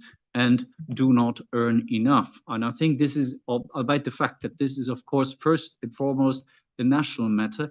But since a labor shortage is more and more in the single market, also European matter, and let's say European health, the European Health Union has been proclaimed, this is more and more on the agenda of not only us Australians, but also as the institutions. I'm very curious also to hear later on in the debate the representatives from the PES and the ALDE and the Greens on this topic. So Dominica, if you allow, not Dominica, but Victoria, if you allow, we will also bring that question later up in the frame of the discussion. Very important contribution. Thank you very much for that. Jerzy.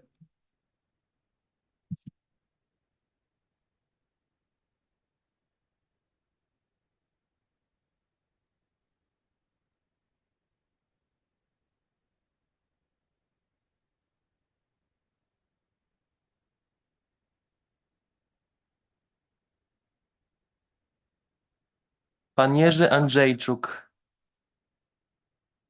Prosimy o pytanie. Dziękujemy.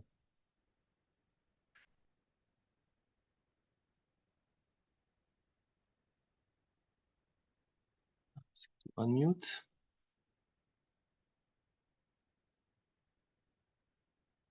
Okay, maybe we move on, but we cannot wait. Jerzy, we cannot hear you, but you can come in any moment later on. Let's move on with the agenda. I would like to thank Christina. I would like to thank Carmen, Alain, and Patrick. And I would hope you would stay with us now, but I would suggest we have a 2-minute break. Wait, why? Oh yes, Thomas, of course. Sorry, because of course. Yeah, I would like say first of all thank you to all the panelists, and I still have one question because as CESI we are working very close with the European Parliament, and we put all our efforts to promote this elections and to go to vote action. And we heard this very interesting activities that the European Parliament put in place this time. We were also very impressed compared to how it was the last time. And we really believe that engaging also the companies in general brought and it will bring a very good result. And yeah, Christina, so my question is for you, because very interesting presentation also what the companies are doing. I know because I was participating in all your activities at the European, so it's much more like I can say like also what other big companies are doing, but I think that it would be also very interesting to hear from you what the civil society is doing or the citizens are also doing to promote this, or how they are talking about. If you show us some numbers that are very interesting from the Eurobarometer, but also, yeah, I see. I can because I'm following you on social media, so I know that you're having a lot of activities with football, or you're with people going with dogs and so on, crazy things, a lot of creativity.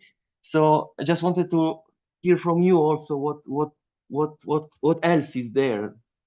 Thank you. Obviously, I don't want to hijack the whole event with telling you all the different things that are happening out there, but just to give you a glimpse, indeed. I mean, you mentioned very in the beginning when you showed the links to together.eu, that's our platform where we also engage with citizens. So not just the organized, let's say, civil society, but really individual citizens who would like to do something for Europe, for European democracy, for these elections. And there are, I think now we are at a bit more than 300,000 who have signed up across Europe. They are, and more than 50,000 of them have signed up as volunteers. So not just members who support the cause, but who would like to be active. And they are active at the moment on the ground. They are organizing their own activities, from hanging flags on the top self-made huge flags in Graz, in Austria, to give visibility to organizing pub quizzes, to being on the markets and standing there, to going to old people's homes and talking to those people. So it's going in all directions. They are free to do whatever. They are using also our materials on together.eu to, there are more ideas what you can do actually even on the download center of together.eu that you are just showing. And the organizations equally, the public partners, they are also doing their own campaigns, a lot on social media, but not only. They're also doing a lot of trainings and capacity building for campaigners, for individual young people, but also older people in different branches. So we are having organizations on the youth sector, we're having organizations that are more around nature, we have organizations that are busy with human rights or refugees' rights. It goes in all directions, and they are all on board, and you can see them actually on together.eu. If you click on partners on the website, you can see all the hundreds, and it's really hundreds of partners, partner organizations that are on board this time. And we hope, because this together.eu is a platform that lives beyond elections, so we hope to be in touch, and that's something that Petrus was also saying. It's not just about elections, it's also of keeping in touch and keeping the link to the politics between elections, and that's what we're trying to do through together.eu. Clearly, CESI is the best. Yeah, there's a spelling mistake also. That's I see here. So is it us or is it your fault? Yeah, so thank you very much. Let's move on with the agenda. Christina, it was a pleasure to have you with us. You're welcome to stay, of course. Once again, Carmen, Alain, Patrick, I hope you're staying with us, and I hope the 245 attendees are also remaining with us.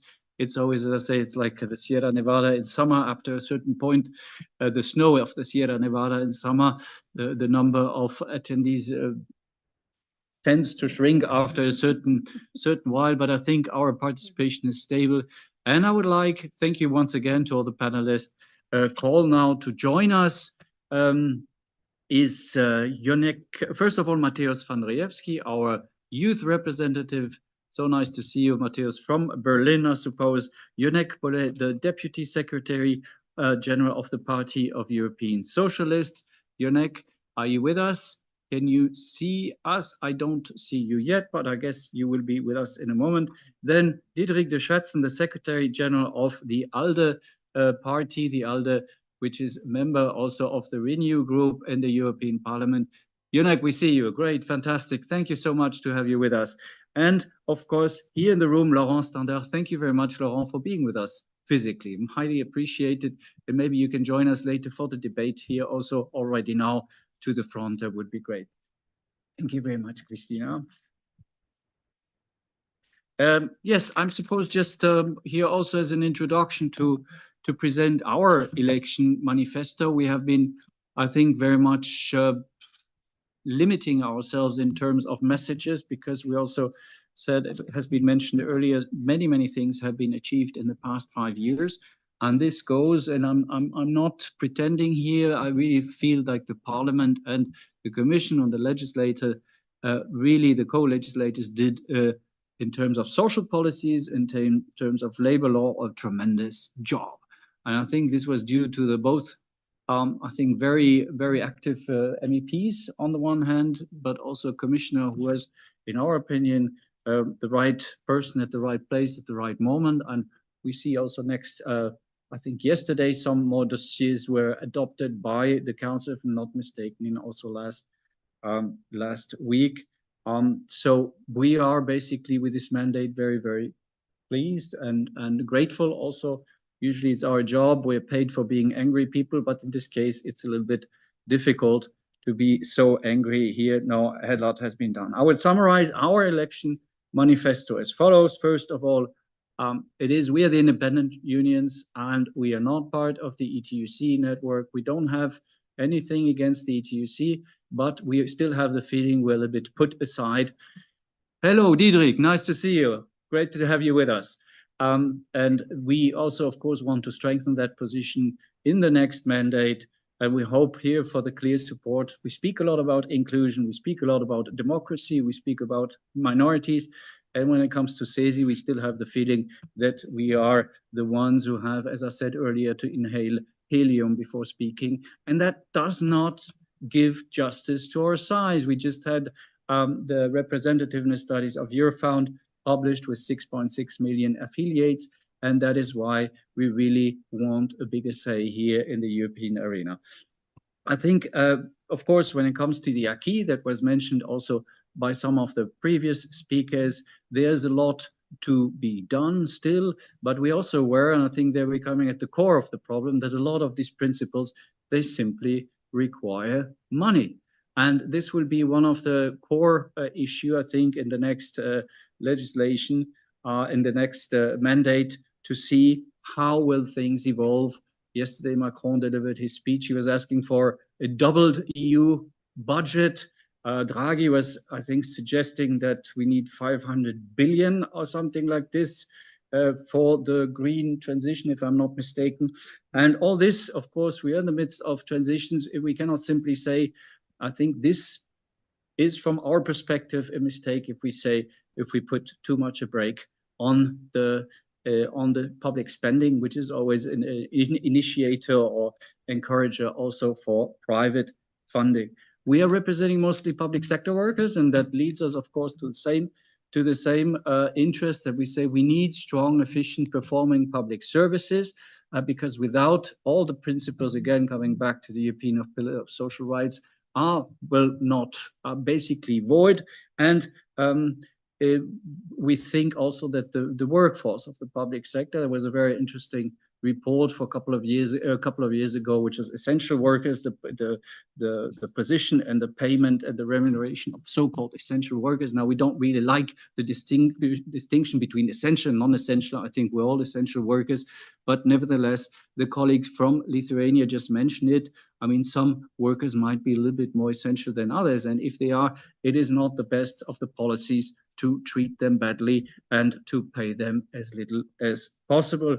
And I think also when it comes really to money, we have to think, we just had an event here on the importance in terms of GDP of public spending, but public sector in general also, and that has been mentioned by other trade unions, of the social conditionality of public procurement, where we think that Europe has a sharp tool there at its disposal, and that should be used in the future a little bit more as so far has been done.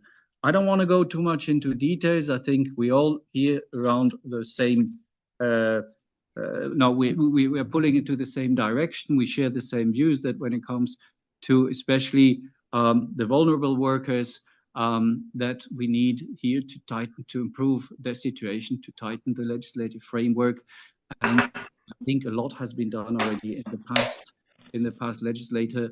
past mandate, but there's still a lot of work to do. What is interesting for us is also the AI Act, whether this is self-sufficient. Whether we would rather need an AI Act for employment.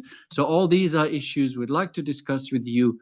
Thank you so much again for being with us. But first of all, I would here give the floor to Mateusz Vandrzejewski, who is our youth representative and chairman of the DBB Youth Association, also to bring in the youth perspective. That has been said at the very beginning.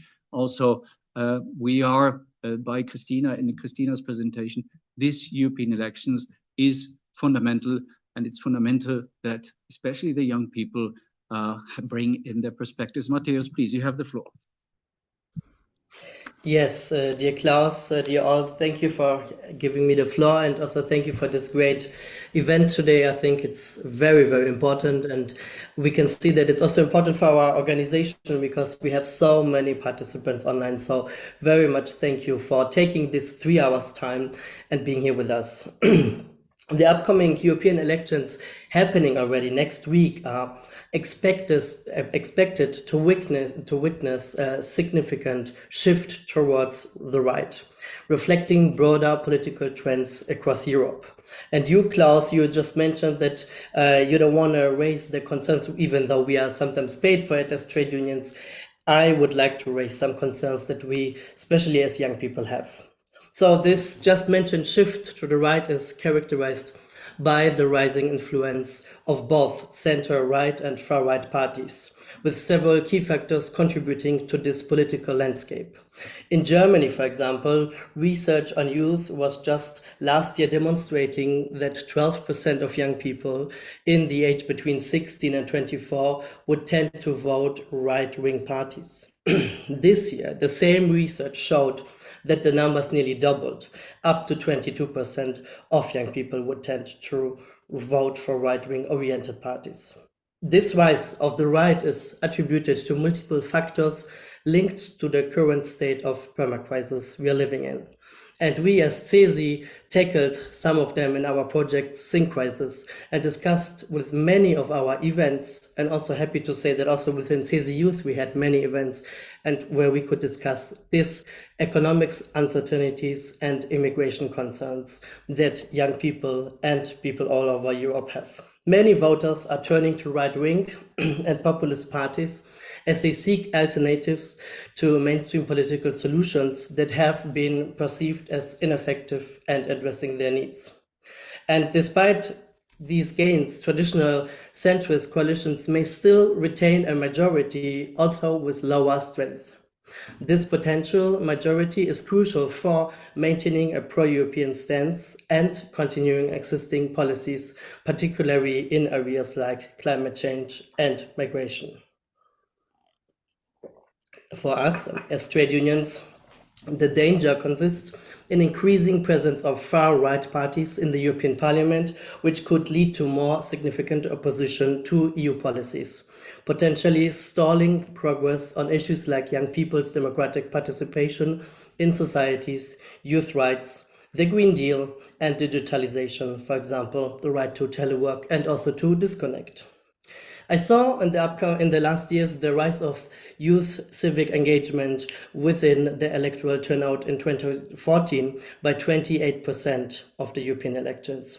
This last time, 2019, it was already by 51%. And I hope that the current state of permacrisis will not lower the turnout for the EU elections happening already next week and will not drift to the right. And this is also why I want to send out today a passionate call to action. It is imperative that we seize the moment and exercise our right to vote for a pro-European parliament. Our voices are not only valuable, but necessary for the advancement of our societies we are living in.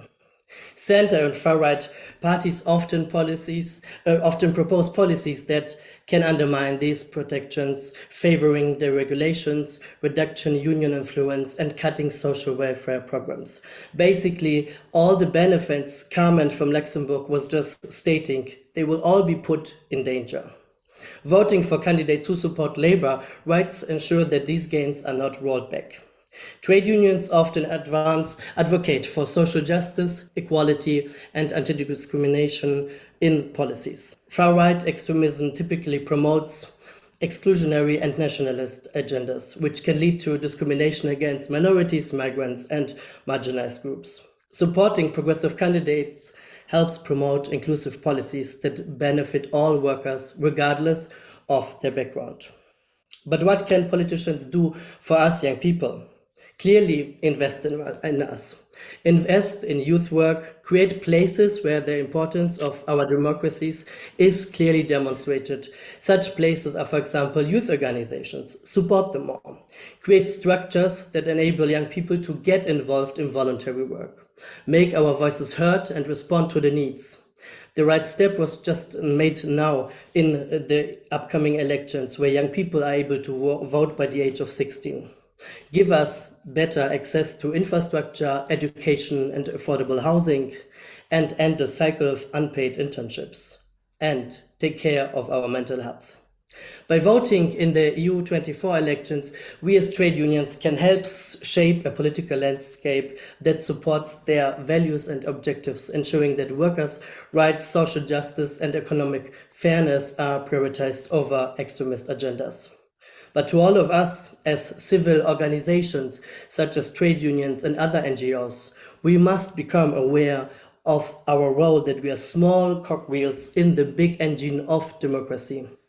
I ask everyone here, even though it's already short notice as it's last week, to become aware of this important role, to spread the importance of this EU elections on all our channels that we are having. We had today a lot of social media input that we can use, but also use the traditional ways we're having to reach out to everyone. Spread the importance of voting pro-European. By casting our ballots, we send a clear message to policymakers that demand a seat at the table, that our concerns matter, and that our futures cannot be decided without our input. So use your vote. Thanks.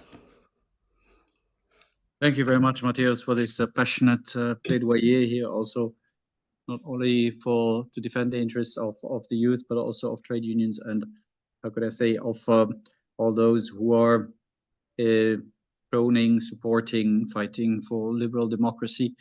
And this is why I would like here really to welcome Mr. Yannick Pollet, Deputy Secretary of the Party of European Socialists, Diederik de Schatzen, the Secretary General of the Alliance of Liberals and Democrats for Europe, and Laurent, as mentioned earlier, with us in the room. Thank you very much, Director of the Green European Foundation. Now we have to switch the microphones off for 2 minutes and boo and scream boo, because the EPP never answered to us, and we very much regret that, of course. As I mentioned earlier, it's a pity when we have so many participants, and as we have been carrying that flame, as mentioned by many speakers, so intensively, I think we don't really deserve this. But we are so happy to have you, Yannick, Diederik, and Laurent with us. Thank you for your time. We would like you to have a short, always saying short presentation of the manifesto, and then open the discussion, and you have been briefed accordingly. If you allow, I would like to have some 3-4 lead questions that I would ask you all to together to answer to them as shortly, as briefly as possible, and then open the floor here to all the participants. Once again, if you want to take the floor, you can click on, you can either write it in the chat, or you can raise your hands. So it start, excuse me, with Yannick, please, you have the floor. Yes, hello everybody. Do you hear me? All good? Very good. Okay. I really would like to thank you for the invitation, and to thank you for the very interesting program that you put on for this full morning session. And also, again, I want to congratulate the European Parliament for the video that they have presented again. I've seen it also many times, and it's always moving. I mean, it reminds me conversations with my grandparents, and I think that it's important, again, to show the importance of these votes, that really many things are at stake at this European election. It's, I think, an historical one where we have to take a choice that will really influence our future. And that's what I will come back after, manifesto. We are trying and we are willing to answer to this big challenge that Europe is facing. I also would like to regret the absence of the EPP, because I think that it's, as said, it's an important political moment where we like to exchange and to present a manifesto. But I just want to say that it's not the first debate that they are missing. All the last debates they are missing. So I'm a bit worried about the way they are making campaign. And I think that they should really show citizens, all citizens, what are the differences, what are our political divergences, because I think that we have many, and that people should know where we diverge. Now, in terms of manifesto, I would try to be as brief as possible, but just to underline a few points. First, I would say, and it has been said by one of the previous speaker, we believe that this commission has really made the demonstration that Europe can work to protect workers and citizens, that many things has been achieved, and that we are very proud of these achievements, especially in the field of social and employment with Commissioner Nicola Schmid from our political family, that is also our common candidate or Spitzencandidate for this European election. I mean, with the minimum wage, platform workers directive, what has been done with SURE, NextGen EU, and so on. This is a great achievement. Also, the Green Deal with Franz Timmermans, also from our political family. We believe that Europe took decision, and now it's about to continue this policy. And what is at stake in this European election is really the direction that we will give to Europe. So, number one, in our manifesto, it's about work. We believe that it's important to give good working conditions for European workers, and especially with good wage. So our idea in our manifesto is a roadmap for quality and well-paid job. The Commission has proven during this legislature that it's important to keep good wages for citizens. If we remember the previous very important financial crisis in 2008, 9, and so on, then the Commission approach was to cut in social expenditure and cut in wages, while this time we kept the importance of having good jobs. But we know also that people are living a cost of living crisis, that purchasing power are diminishing. So that's why it's very important to continue to have good wages for workers in Europe, and for that to have also good collective bargaining. So we are supporting many initiatives about new directive, about zero fatal accident at work, right to training, strengthening the European Labour Authority, the right to disconnect. I mean, lots of ways of improving people at work. We have also an important section on public services.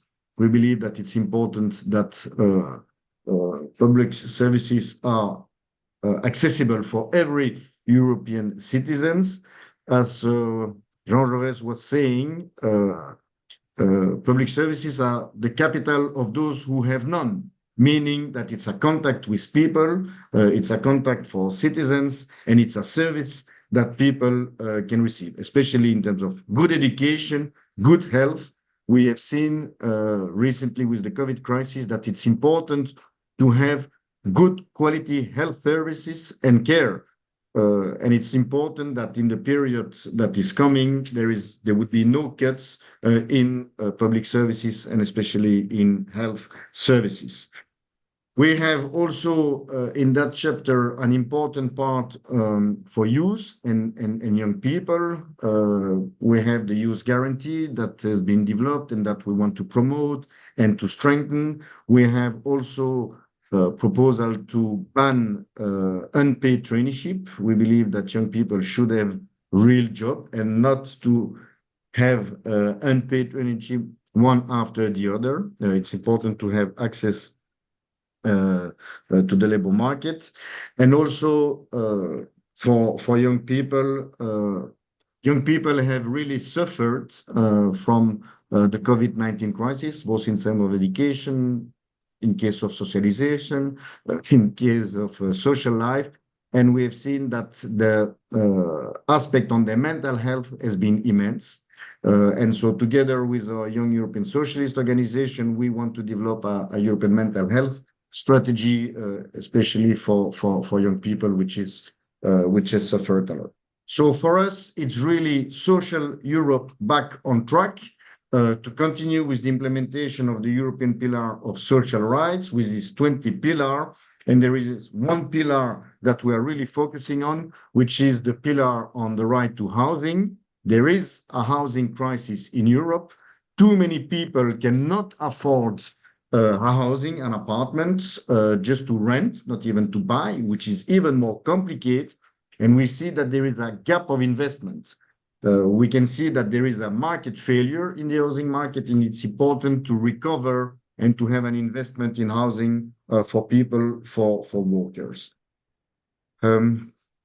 Also, in our manifesto, there is an important part on one of the main challenge of the day, which is how to face climate change.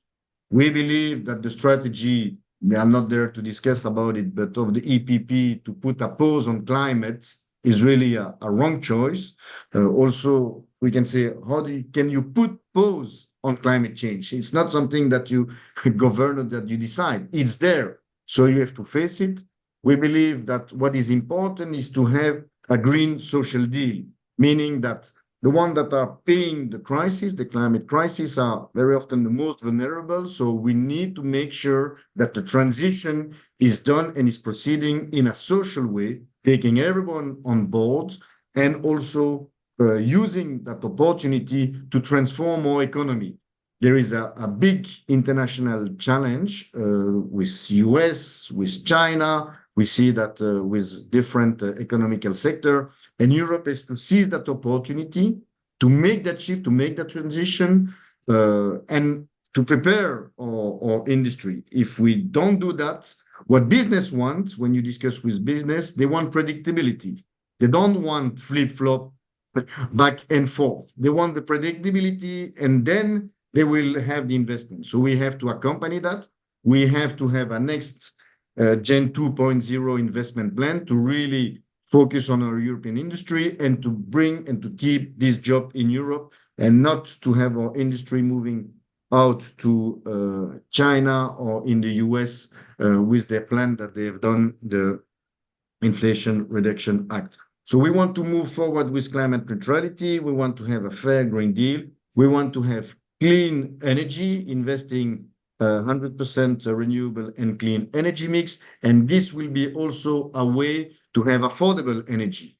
Part of the different crises that we faced recently was also the cost of energy, which has both, damaged households, families, because of the high bills, but also our industry or SMEs that they've really suffered of the high price of energy. So it's important that we invest in clean and renewable energy to make it affordable, to have a full grids on European soil, and to fight against energy poverty. That's really an important strategy. But what we are seeing now, and I'm trying to be very fast and to complete, what we are seeing is that we have also an important challenge ahead of us, which is a democratic one. It's the rule of law. And I have to say, I really support and endorse everything that has been said by Mateusz, the representative from your youth organization, on all aspects of his intervention, but really also to make that focus on the rule of law. And on democracy, because what we see now is an increase of far-right parties almost everywhere in Europe. Almost none of our member states is immune against that, even though we thought for a long time that Europe would not fall back in these nightmares, but they are back in a way. And so what we say is that we have to fight to defend democracy and to make sure that we don't do coalition with them. So we have been very clear as PES, Party of European Socialists, that we don't want any cooperation or coalition with the ECR, and certainly not with ID in the next European Parliament. And we have to say that we are very sorry, and maybe also it's one of the reasons why they are not there, that the EPP is endorsing coalition at the national level in government with ECR parties, even with ID parties. Now we see that in the Netherlands, and that it's promoting this party. And also that the EPP is not willing to be very clear. We have seen that in the different debate in Maastricht, in the EBU debate, in the Bruegel, that the current lead candidate of the EPP is not clear on the fact that she does not want to have alliance with DCR. And I'm sorry also that that even if ALDE is clear regarding the European Parliament, they are not clear at national level. We've seen that with the Netherlands, and we see the problems that it's causing there. And we ask them also, be clear at the EU level, be clear also at the national level, because it's important to keep the distance with these parties. Then, because it's clear and we can give examples, it will attack workers' rights. It's already the case. It will attack women's rights. It will attack minority rights, LGBTIQ rights. So we know their program and we know how dangerous they are. And then very last point, it's the international dimension. We've seen that war is back, unfortunately, in Europe with the terrible Russian aggression against Ukraine. And it's important that as European, we put a step forward in terms of taking our future together in many aspects to gain this sovereignty element in terms of industry, but also in terms of defense. And it's important that we prepare common defense policy and that we invest for our security, but we are also clear that this should not be at the expense of social expenditure. But it's important that we invest to defend our value, to defend the European model, and that we have also more cooperation with Global South in order to continue a general and global alliance for multilateralism, for respect of international law, for respect of human rights, for the defense of democracy, for the environment, also for a fair economy, a just trade, respecting environment, labor, democratic rights of all workers and all citizens. So in a nutshell, this is what we are promoting with a good campaign of Nicolas Schmidt. And I have to say that also we really are glad of the campaign and the fact that also this agenda, people realize that is at stake and are mobilized to go to vote on the 9th of June. Thank you. Thank you very much, Yannick, for this presentation. Yannick, you will and Diederik and Laurent, you will stay with us, right? We're sorry that we had a little bit of delay, but I think to my mind would be very, very important after these presentations to have time for Q&As. So that would be fantastic. Thank you very much, Yannick, and Diederik, please, you have the floor. Thank you. I agree, Klaus, that the best way is to keep it short, to leave some time for questions. That's really why we're there. And I want to thank you also for organizing this. We haven't shied away from any debate, from any exchange. And maybe before I go into 3 points of a manifesto, I want to tell you about one thing I'm very proud about, is the process we had for a manifesto. You know, we started in September 2022. We went through town halls from Lisbon to Kaunas, Lithuania, from Rome to we even went to bars to discuss with civil society, with academics, with private sector, but also with several members of the trade unions in different countries to draft something with a lot of cooperation. So now, what did we end up with? I think our manifesto is quite clear, and if I could highlight 3 points, one is really about defense. As you know, we have Ukraine is very close to our heart, not only because the party of Volodymyr Zelensky is member of the ALDE party. So I work just as much for parties like Venstre in Denmark, Centerpartiet, as I do for Servant of the People, meaning that there are a lot of personal contacts, and we really want to strengthen the defense, but parallelly with NATO. So really strengthen the European pillar inside of NATO. We also want to continue support Ukraine, as you've heard, President Macron, but also Prime Minister De Croo and Prime Minister Kallas call for 100 billion funds to win this war and to win this war now. So that would be the first point: defense, defense, defense, but also to make Europe thrive. In general, we find that the single market has been a little bit neglected, as Yannick said, but some other ones we share the message that EU is mostly a project of peace. which has secured us peace for a long time, but also the single market is something that has given us a lot of strengthen this European format and also the quality of life that we're living. And so I think it's time to reinvest a bit in the single market. I think it's Breton who joked around saying the single market shouldn't be that single. And I think that is one approach that we have to do. But also, we have to implement the Green Deal. And there I share a bit what Jonak said. There's quite some achievements that were done in this legislature. So it's a little bit one of an execution time of some of the great policies we achieved. So defense is one, to really develop the single market and basically make Europe thrive would be number two. And thirdly, it's, you know, when you love something a lot, like we do, we really care about the EU, but we also very strongly want to reform it. We want to reform it in several means, going from reviewing the veto rights inside of the Council, but also, I think I said it in several formats. You know this joke in Brussels? Maybe you don't, but there was a joke very long time saying the US invents, China copies, and the EU regulates. And it used to be funny, and I think it stopped being funny over the recent years because there is just simply too much regulation. You know, yesterday, I think, Jodek, if you're in Brussels, we talked a bit with the farmers. The element of regulation that they have is really becoming very, very tough. And one thing which really struck me is that, you know, they even have windows of when they are allowed to plow their land and when they can actually put some plants. And I think there, you know, that sometimes regulation goes a bit too far, especially if you see the climate challenges we've had. So it's not to over-regulate would be the second point.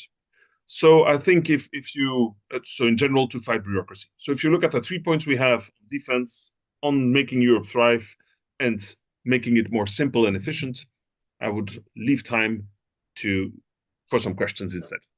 Cheers. Thank you very much, Diederik. And without further ado, I will give the floor here to Laurent, who's with us in the room. Laurent, please.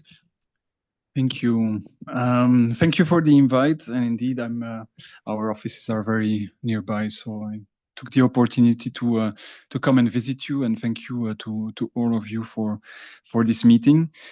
I'm sorry to say, as a Green, I very much resent that, but I did not improve the gender balance. I had to replace our Secretary General, and so I will speak in a capacity as a Green, but I'm the director of a European Political Foundation, so obviously I keep that in mind, especially that the European Parliament is watching us here. So as my colleagues from parties know, I want to make that caveat. I'm on the personal front, so I'm the director of the Green European Foundation, one of the European political foundations, and I used to be the political director of the Ecolo party here in Belgium. This is an important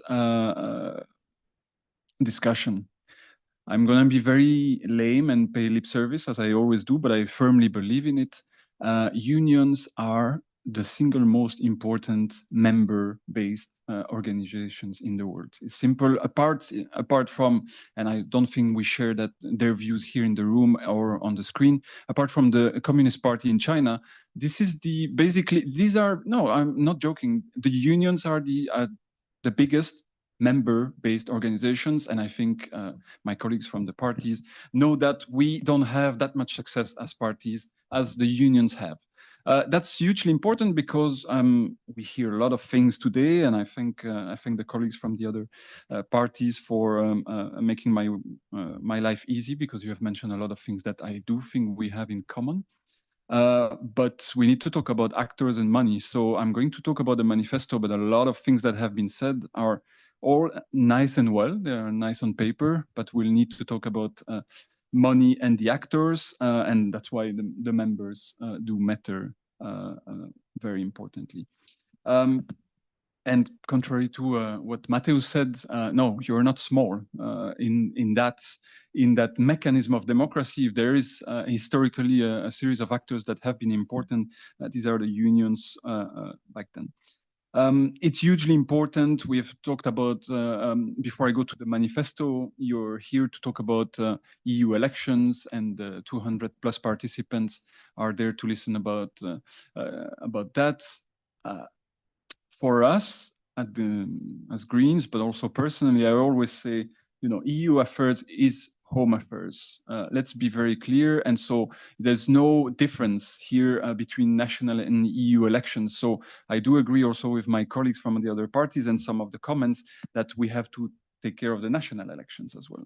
This hugely matters, because it's all nice to talk about the parliament and to pay fullest respect to that institution, but as you know, the ones that stops everything we're talking about now is the council, and that's what really matters, and this is also where the unions matter. Referring to what Romain said earlier, this is not a year of only EU elections. There are 2 billion people voting this year, so let us not forget about that, because we have a tendency in the Brussels bubble to talk a lot about ourselves, but those elections will hugely matter elsewhere. For us, I'm not going to talk, I will do like Diederik, I'm not going to talk about the manifesto. It's usually an extremely boring paper, but a great process. As you know, the Greens, a bit like Diederik described, we have been touring, we have been consulting. So that's why we can never reduce it to 10 pages, because no one is ever happy unless it's 50 pages of a long shopping list. But the key element for us here is the green and social deal.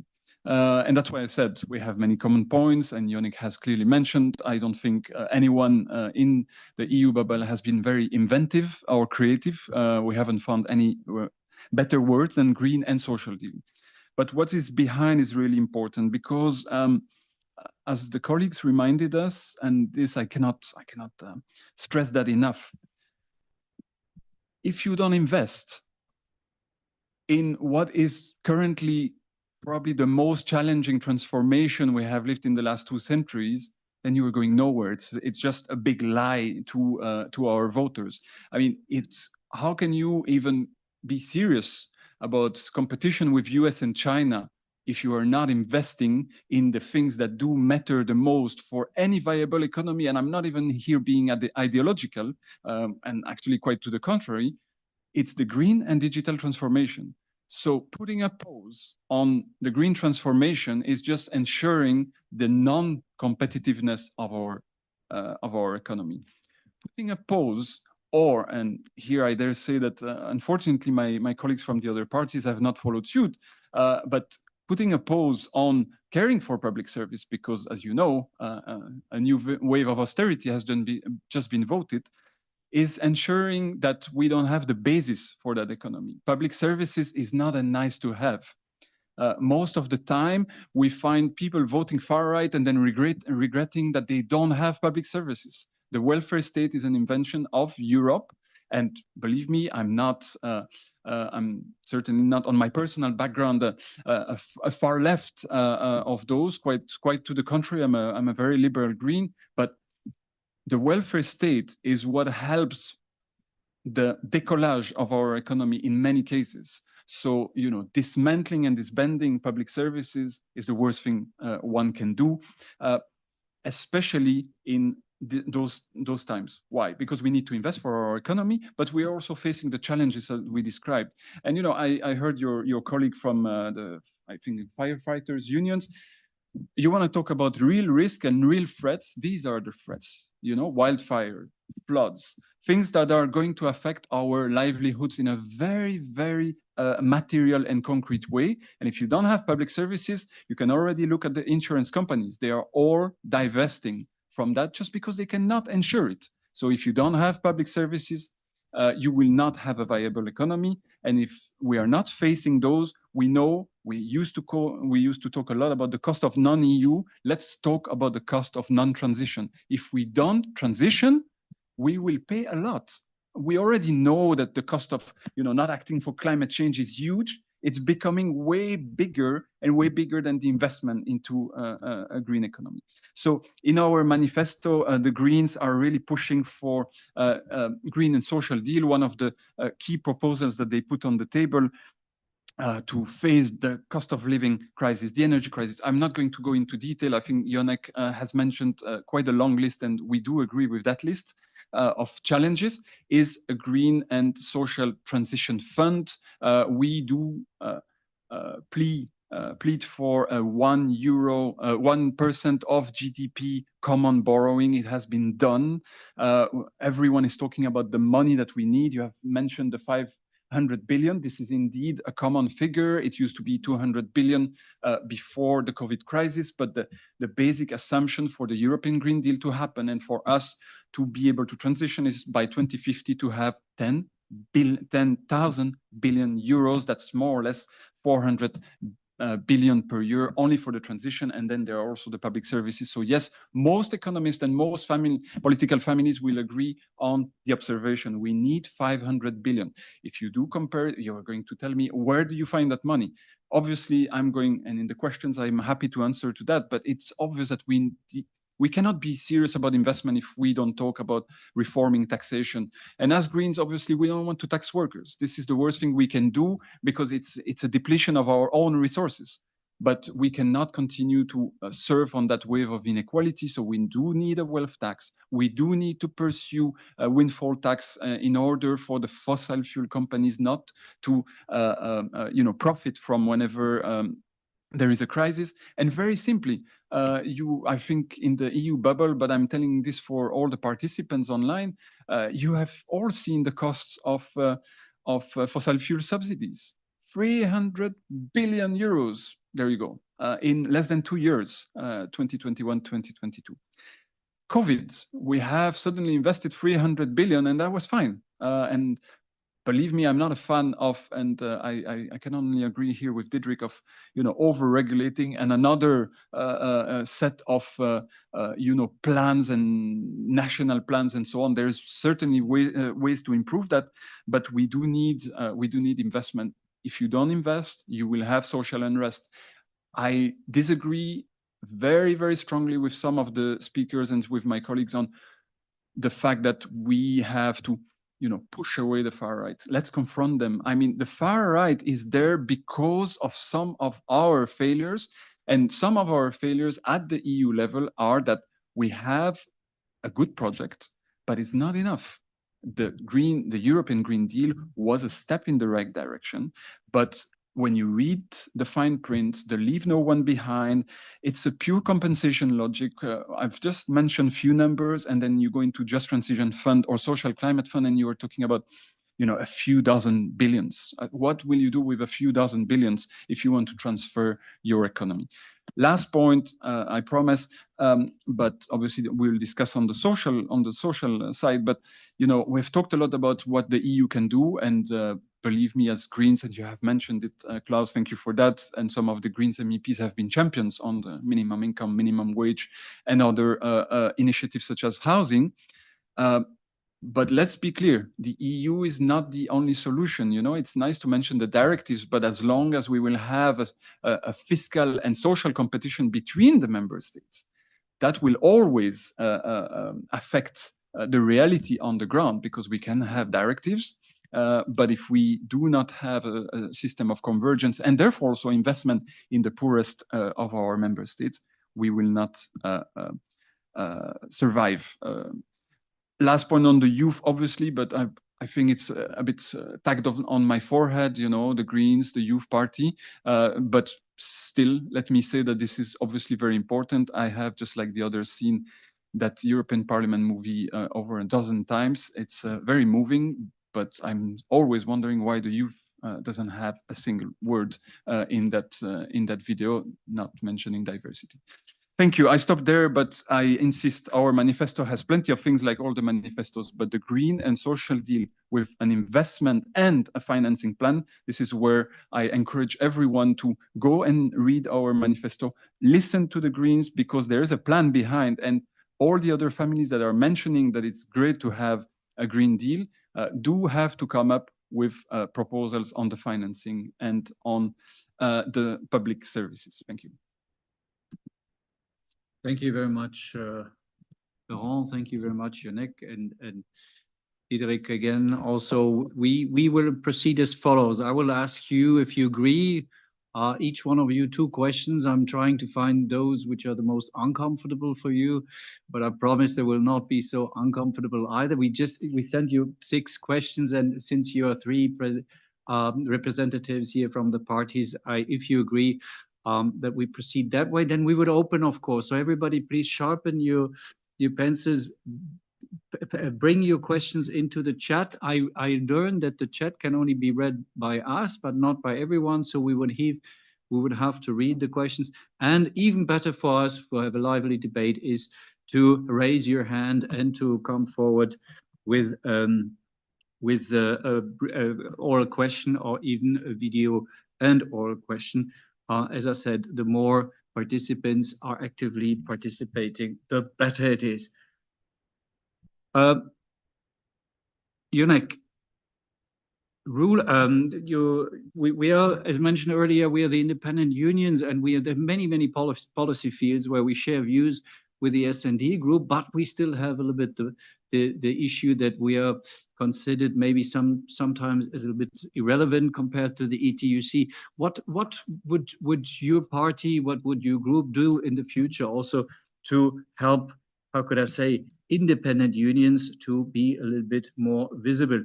Laurent, we speak a lot about labor shortage, especially we mentioned earlier the care sector, the health sector, and we are in favor of fair mobility. But the issue is always we represent, for instance, nurses or care workers in Germany, but also we have doctors in the Balkans.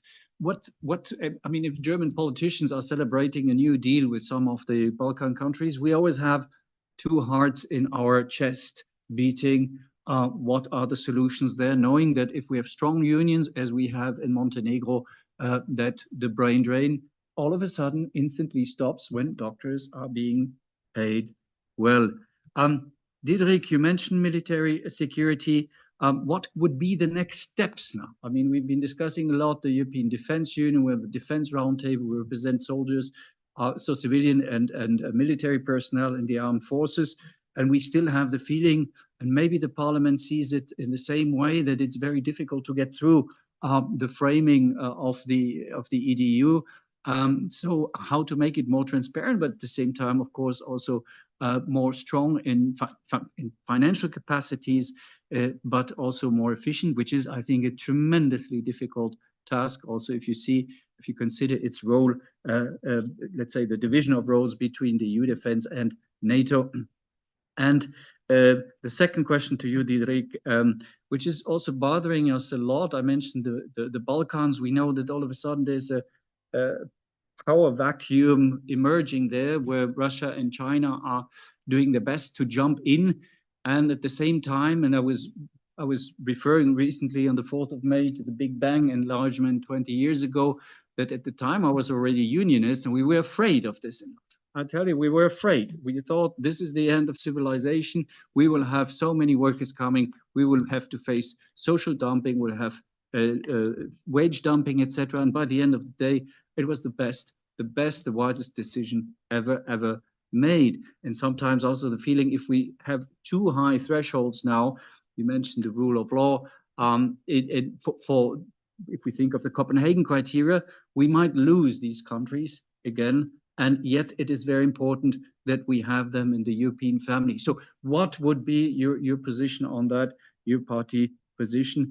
And Yannick, one point which is very important to us, because the Council I just mentioned has approved the directive on due diligence, and also on the prohibition of products produced with forced labor, which of course we as trade unions support strongly. But we have workers, for instance, representing the automotive sector in Italy, and there's some also in my heart. I was thinking sometimes the important thing, in order for us to be also to have the power in the future, is that we're economically strong. And do we remain competitive if we have, let's say, so many red tape so many responsibilities for Europe, for companies, when at the same time we face this geopolitical complexity, when at the same time these companies have to pay the highest energy prices, at the same time we have few natural resources or hardly any critical raw materials. And I read recently a report of the OECD that in 2030, 70% of the scientists are supposed to come from India and China versus, I think, 1% from Germany. I hope these questions are a little bit painful, and I'm thank you very much anyway for staying with us. And then please, to all those participating, I see that more questions are coming in. Also to those in the room, please do not hesitate to ask to come forward. Please, you have the floor. Maybe with you, Laurent. Yes. Sure, I can start. I was expecting a second question, since, but that's nice. My colleagues have two questions and I have one. No worries, no worries. You answered the first one. Yeah, and I'd certainly like to react to some of the others. But regarding labor mobility, I think one of the things we forget too often, and this is why I mentioned the investment, is that we are really very strongly pleading for a green industrial policy. And why I mention that is because the problem of Europe nowadays is still that there are so many regional, disparities, that you do have a mobility that is not a true mobility. It's not the equivalent of what we would wish in the single market to be a mobility, where we are all facing the same conditions. So the fight of against the social dumping for us is very linked to that angle. I want to stress very much what colleagues said and what Diederik mentioned about the single market. We have seen the Letta report. I think it's a key achievement in Europe. We, as Greens, in particular here, I can mention my own organization together with another part of the union's movement with former director Philippe Pochet. We have responded on several occasions to the Letta report, saying it's all fine, but just the continuation of a sort of single market 2.0 won't be enough. You will need to include the question of quality over quantity. And within that, you have the social quality. And the social quality within single market means simply that you have to have a social market that itself prevents social dumping. And for that, you will have to have a strong enforcement of social security system. And that can go through directives of social security systems for all workers, because that's the problem. You have a social dumping, but you also have huge inequalities within a country, because some employers are not too regarding or not too much looking at social rights and protection. And that, I think, is one of the key fights to have if we want to be very concrete, rather than to have yet another tool or a fund or whatnot. If we think about the Just Transition Fund, is to implement and to make real the single market, also in avoiding through the market the social dumping. Just one more thing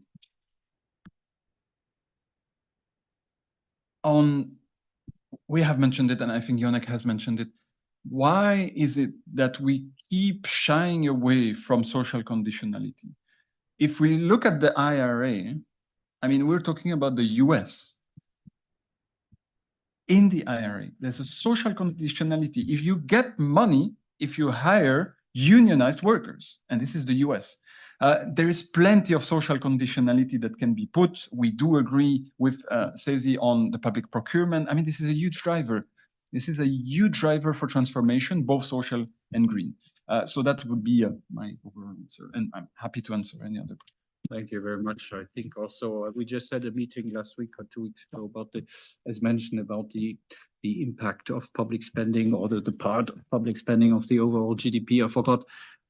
But it is very important, and as I mentioned earlier, also here we have a genuine also EU competence, so it could be quite an easy thing. At the same time, also this is when you mentioned the IRA, and we were also in close contact with some members of parliament when it came to the Net Zero Industry Act. Why not build in more social conditionality there also?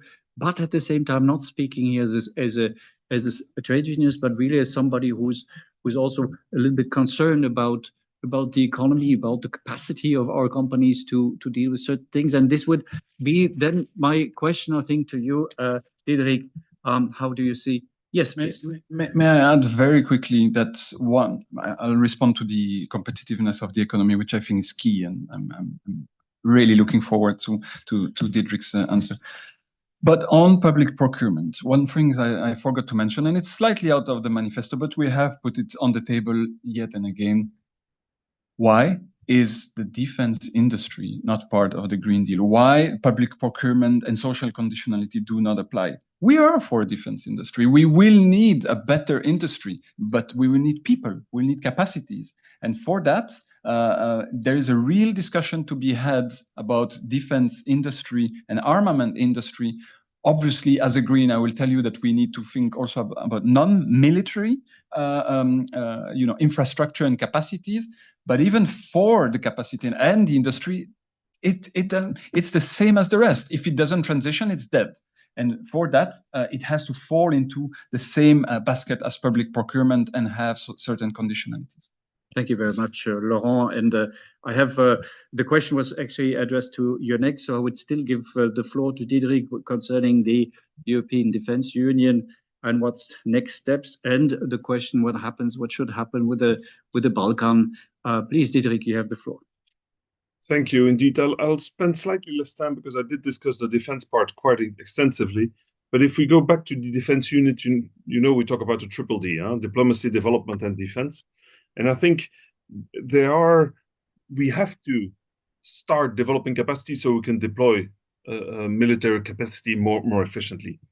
And there are some quick fixes that exist. And if you look at the previous mandates, some things we can be quite proud about is that we at least have, with Commissioner Breton, worked on a proposal to at least purchase, joint purchase at the level of the EU in the terms of defense. And that's a small, but it's a baby step. But a lot of things in the EU are small baby steps that lead to great achievements.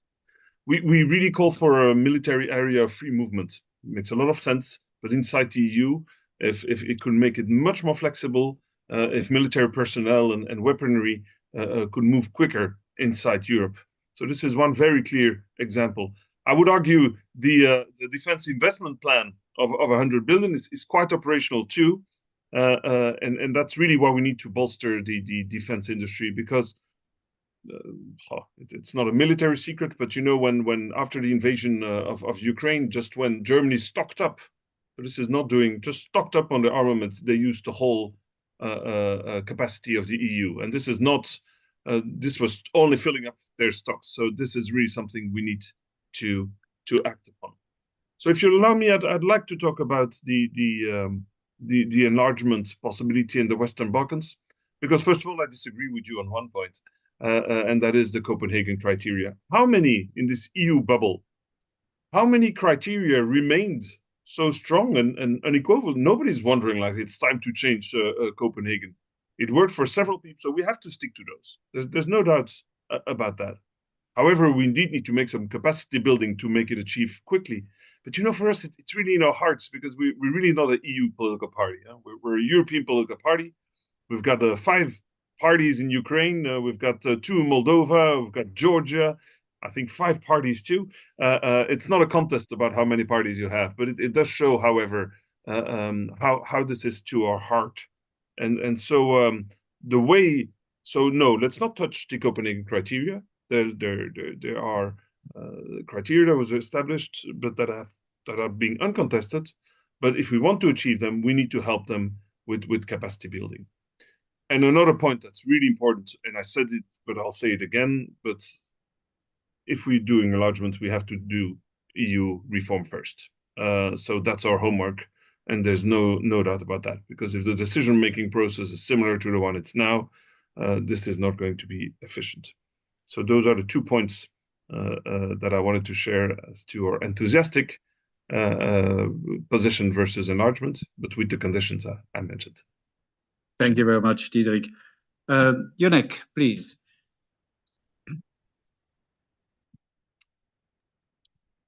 Yes, thank you. So 2 questions. On the first one, on on the role of trade union, it's clear from our political family and looking at European history that we believe strongly in the role that trade unions plays in our society, both in terms of defense of workers' rights, but also for all the contribution that unions had everywhere in building up the European social model and the promotion and the defense in certain cases of the welfare state. So for us, manifesto, it's really a clear emphasis. And I would also look at what we've been doing in several member states, but also recently with Commissioner Nicolas Schmit in terms of increasing the role of trade union. And I would mention several files. Clearly, one important element is that in the different files of Nicolas Schmit is the promotion of collective bargaining, making sure that trade unions have rights and that trade unions are present at the table for the negotiation.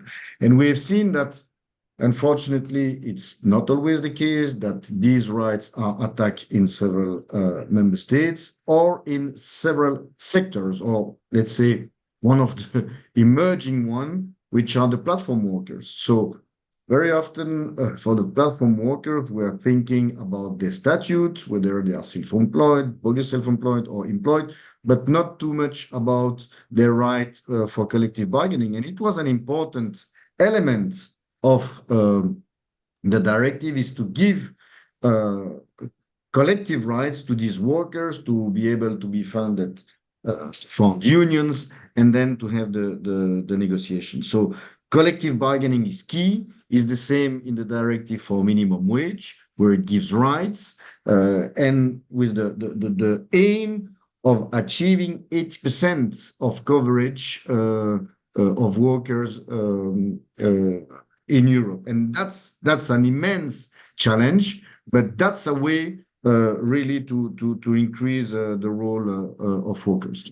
Then in terms of important challenges that we have, it is with the platform workers, but not only, is the question of human in control principle, because now with the digitalization, with algorithm, with AI, we see that the labor market is totally changing.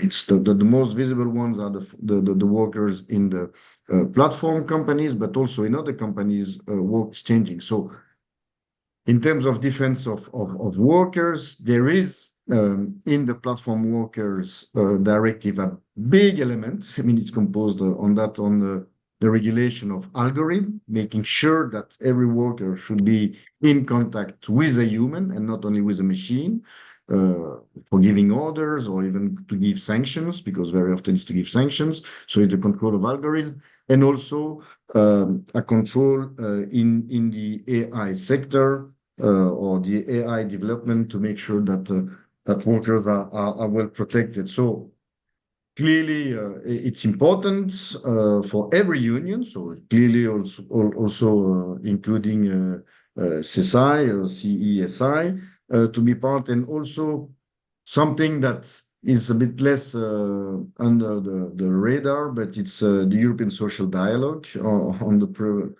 private sector. We have seen that recently it has been very difficult because Business Europe has pulled out from several negotiations on the right to disconnect and other elements. So it's important also to promote the European Work Council to make sure that collective bargaining is functioning again at the European level. And I have to say that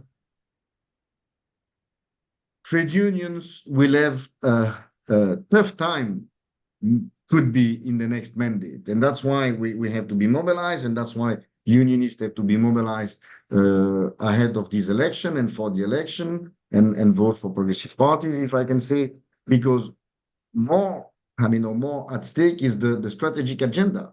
Strategic agenda of the EU is how will we implement the European pillar of social rights?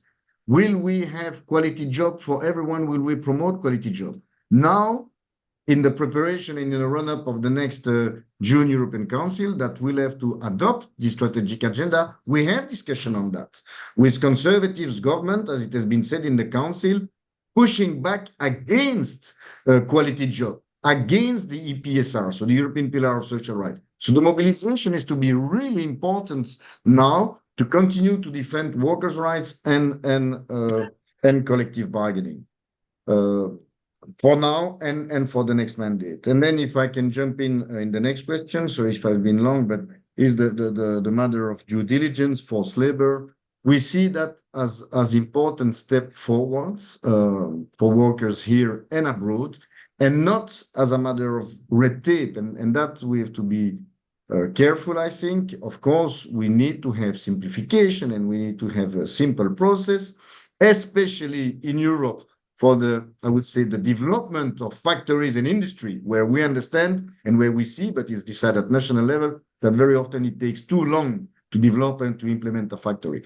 We don't have to see as such that any regulation is red tape and overburdening and it's bureaucratic. Very often these regulations are bringing rights, bringing advantage to workers and to citizens. So let's keep that in mind, that when we regulate, we bring something positive also to citizens and to workers. So if there are discussions to diminish red tape, diminish bureaucracy, we have to be very careful that it's not against social rights, that it's not against the environment, and citizens' rights, civic rights, human rights here and abroad, because very often this is an argument that is used just to take away rights that were difficult to conquer. So we need to continue on that. And you were making a link also with forced labor and due diligence with two issues that Europe is facing. It's expensive energy and it's raw material access. And that's why we say that in our manifesto again, that it's important, one, to invest in renewable energy. We are very clear on that.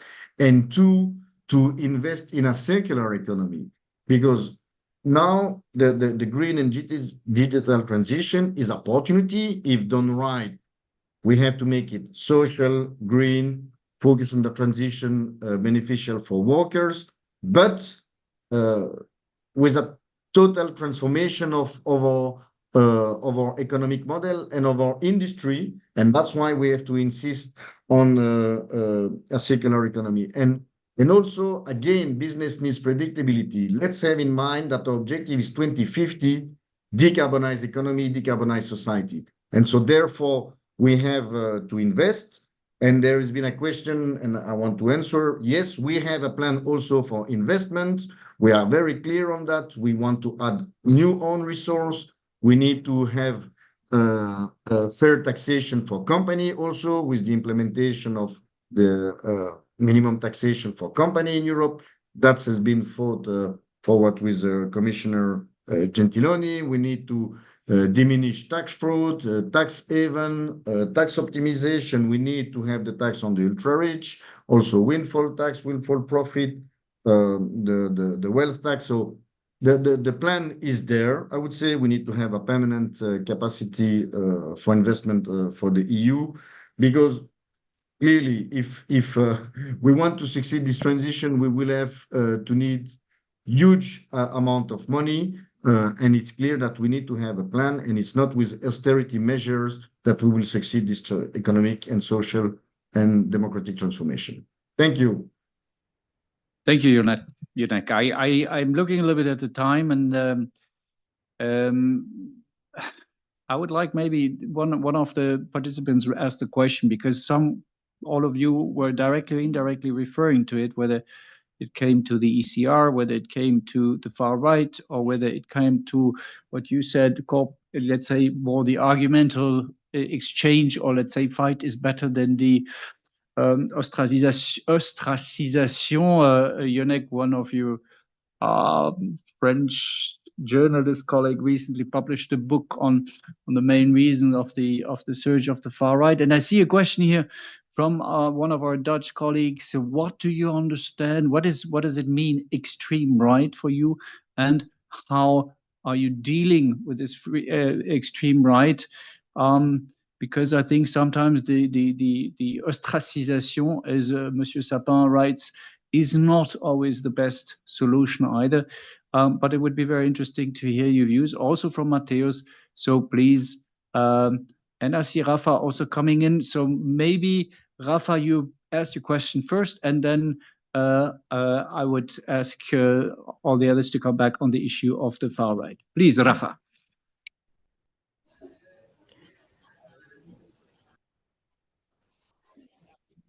Hello, I will address myself in Spanish, if you don't mind. Bueno, yo quería decir, bueno, que Valorian es un sindicato del sector privado, primero presentarnos, presentes en agencias de viajes, compañías de seguros y grandes almacenes.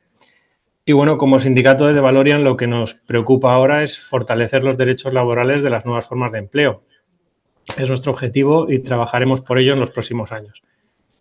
Y bueno, estamos invitados en esta reunión con gente, con miembros del Parlamento Europeo, que es un honor poder estar con ellos en esta reunión, gracias a CESI. Y bueno, ¿qué es lo que tenemos que decir? Pues promover la participación en las elecciones. ¿Y cómo podemos hacer esto? Pues visibilizando el trabajo que se hace en el Parlamento Europeo. Y las políticas europeas creo que nos afectan más de lo que podemos pensar, y esto es lo que hay que hacer llegar a la gente. Y nos afectan en las cosas pequeñas, cosas pues como este cable de aquí, por ejemplo. ¿Sabéis que desde los iPhone 15 ahora cuentan con un puerto USB-C? Y esto es gracias a la Unión Europea. Apple nos dice en su publicidad que nos quiere hacer la vida más fácil, que ahora puedes cargar tus aparatos con el mismo cable, pero vaya, este cable y que podamos usarlo es gracias a la UE y su protección a los consumidores. Con esta propuesta tan sencilla del cable, que parece sencilla, pero en realidad es enorme, la Unión Europea quiere armonizar la tecnología de carga rápida con cualquier tipo de cargador, permitir a los consumidores que adquieran un nuevo dispositivo electrónico sin un cargador nuevo y con ello limitar el número de cargadores abandonados en los cajones y disminuir así en 1.000 toneladas anuales los residuos electrónicos. Y de cosas que parecen pequeñas vamos a cosas grandes y muy grandes, y de ellas pues recientemente se han aprobado algunas, ¿no? Y como estamos hablando del tema tecnológico, quiero destacar dos leyes que me parecen importantísimas. La primera, la Ley de Datos, que es una iniciativa integral y un pilar clave en la Estrategia Europea de Datos, para abordar los desafíos y abrir las oportunidades que presentan los datos en la Unión Europea, haciendo hincapié en el acceso justo, en los derechos de los usuarios y garantizando al mismo tiempo la protección de los datos personales. Y la segunda ley, que me parece enorme también y de una gran ayuda para todos los que estamos en la Unión Europea, es la Ley de Libertad de Medios de Comunicación, que se ha aprobado recientemente el 7 de mayo y que obligará a declarar la propiedad de los medios y a proteger más a periodistas y a aportar transparencia y pluralismo mediático. Decir que en España elegiremos 61 diputados. Las elecciones europeas permiten a los ciudadanos influir directamente en la acción política de la Unión Europea. Las elecciones europeas son una herramienta esencial para fortalecer la democracia en la Unión Europea y a través de nuestra participación podemos promover la rendición de cuentas, la transparencia y asegurar que las instituciones de la Unión Europea actúen en nuestro mejor interés. La participación electoral también contribuye a dar cohesión y a la unidad en Europa y permite que los ciudadanos de diferentes países se involucren en un proceso político común. Por tanto, y termino, cuantas más personas votan, más fuerte es la democracia y más apoyo tiene el proyecto común de Europa que apoyamos aquí a través de la CESI en este momento. Muchas gracias.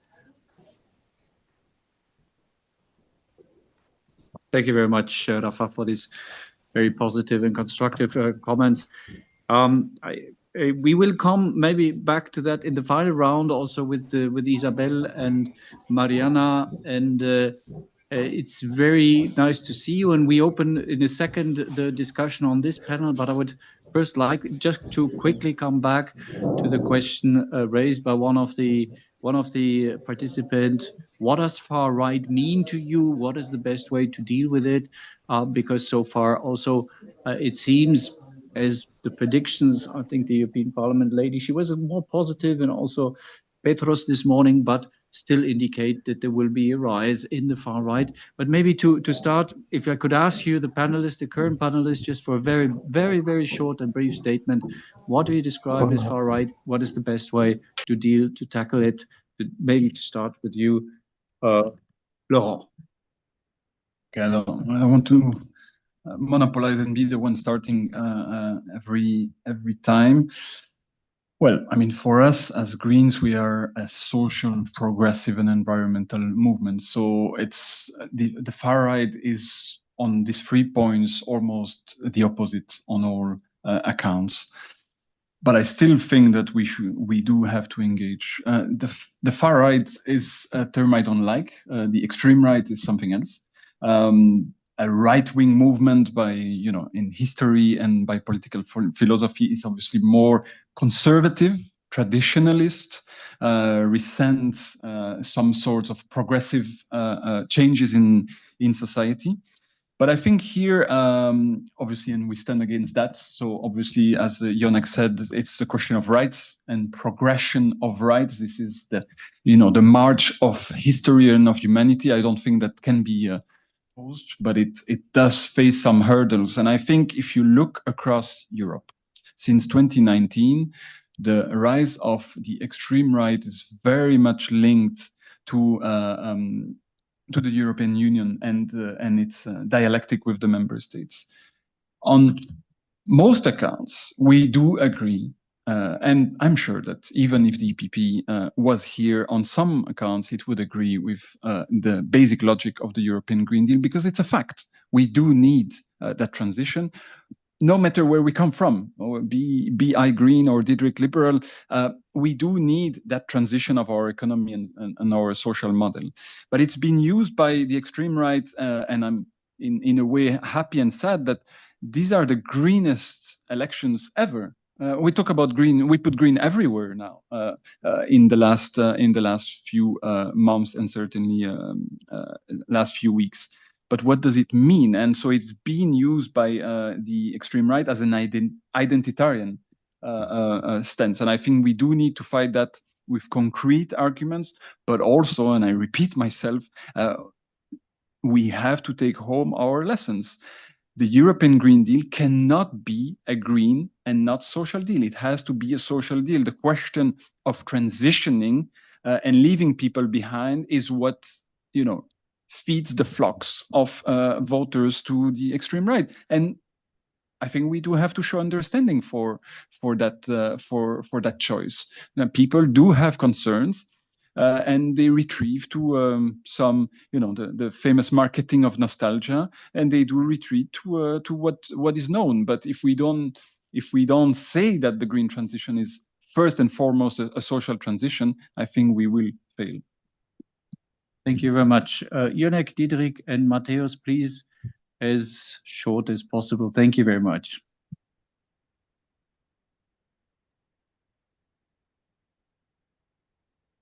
Thank you very much.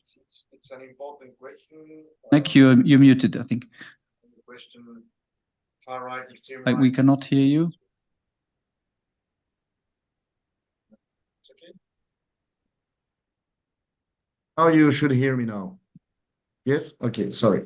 No, so far right in the European Parliament, it's the parties that are member of ECR and ID. So it's Wilders Party, it's Chega, it's Vox, it's Meloni.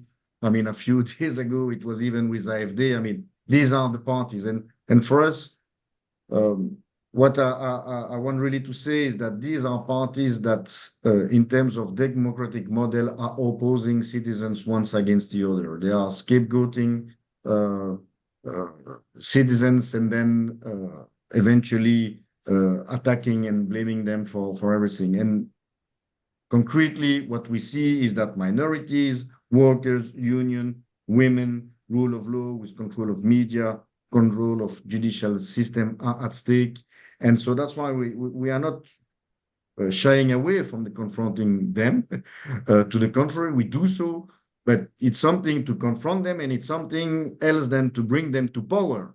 And there is our red line, is that we don't want to bring them to power because we are afraid of the result and the outcome of what they will do. So for that, it's what we believe is that we have to continue in terms of social policy. The austerity policy of the past, of the financial crisis, have created a lot of damage. So we have to reinforce our public services, because public services creating links, providing services to people, especially in the most remote area. We have problems in cities, but we see also the increase of the far right in remote area, the geography of discontent, where it's very important to invest. So the EPP, and unfortunately they are not there, let's put it again, have put some red lines that for cooperation, they want parties that has to be pro-Ukraine,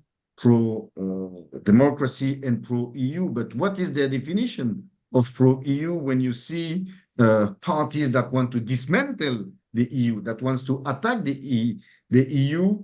And we have seen at the very beginning of this debate all the positive elements that the EU has brought in terms of social policy, but also in terms of the recent crisis, be it with the COVID, be it with Ukraine, where Europe has been able to unite itself and to provide answers to the big challenge that we had, also with the climate change and so on and so on. So is that the same definition of Europe that we have? We don't believe so. And to these three red lines that they put, we put a fourth one, is that if we want to work together, we need to have part of the future program of the Parliament and the Commission, a green and social deal.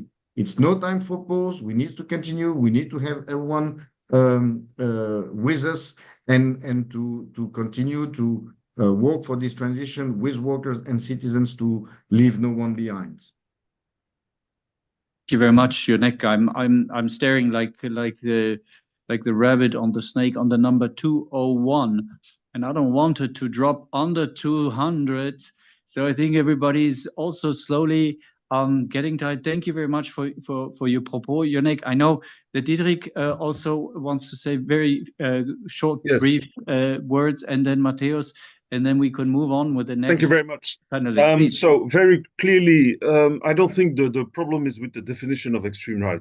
It is a knowledge problem now, and part of it is because when there is a crisis around, it's easier to go for easy answers, and maybe that is one common point they have, is that always super easy solutions, super easy answers to all the questions, but unfortunately far away from the truth. So we are here all terribly boring, terribly long, trying to have to explain some situation because it is complex. Now, Yonek is right. We have a very clear stand at European level. It is not as easy at national, and this is not something that we find neither positive nor good news. However, what really matters is indeed it's our job to fight to secure our values, to make sure that the output of government is really protected. But this is not, nobody here around the table has found the perfect solution. And cordon sanitaire is part of the set of tools one has, but it is not a success story either. So where really we probably will unite is indeed to show again what does work. The spirit of compromise is a bit forgotten. And it's normal now. We're doing a campaign, right? So Laurent has to say, vote for me, because this is everything I would do if I was in power alone. Yonek, same thing, and it's normal, okay? This is not, but really after, we need to take a break and see again how we can cooperate and how we can agree on what's essential. But the very specific time of campaigning is indeed a specific time, because we have to show our IDs and to show to all of you, 200 or 199, why you should support us. But after that, we'll have to unite and show what really matters and the common points. And the spirit of compromise is something that is now seen a bit in social media as a weakness, as, if you're compromising, you're giving up on your values, whereas it is really something that is actually the essence of politics. And no, we will not, if you look at the current setup, there is no way Yonek will govern on his own in the next mandate, nor Laurent and nor us. And so that is probably part of the response that we can do to the far right, is at least to unite on the thing, on the main values we want to defend. Very much, Diederik. Also, just to highlight that we have been saying that a lot, that the European compromise is being bashed far too often and not respected far enough. And of course, we can always start taking our tanks out and across the borders and impose our system to whoever, or our views to whoever we want. Matthäus. Yes, in my statement in the beginning, I was already describing a bit the goals and our fears that we are having as trade unions with the far and extreme rights. And I think all the three panelists now defined it very correctively. And I would just add one sentence to make it very short. Basically, the extreme rights are the biggest enemy in our fight for more social rights. Thank you. Thank you very much. A clear position, a clear stand.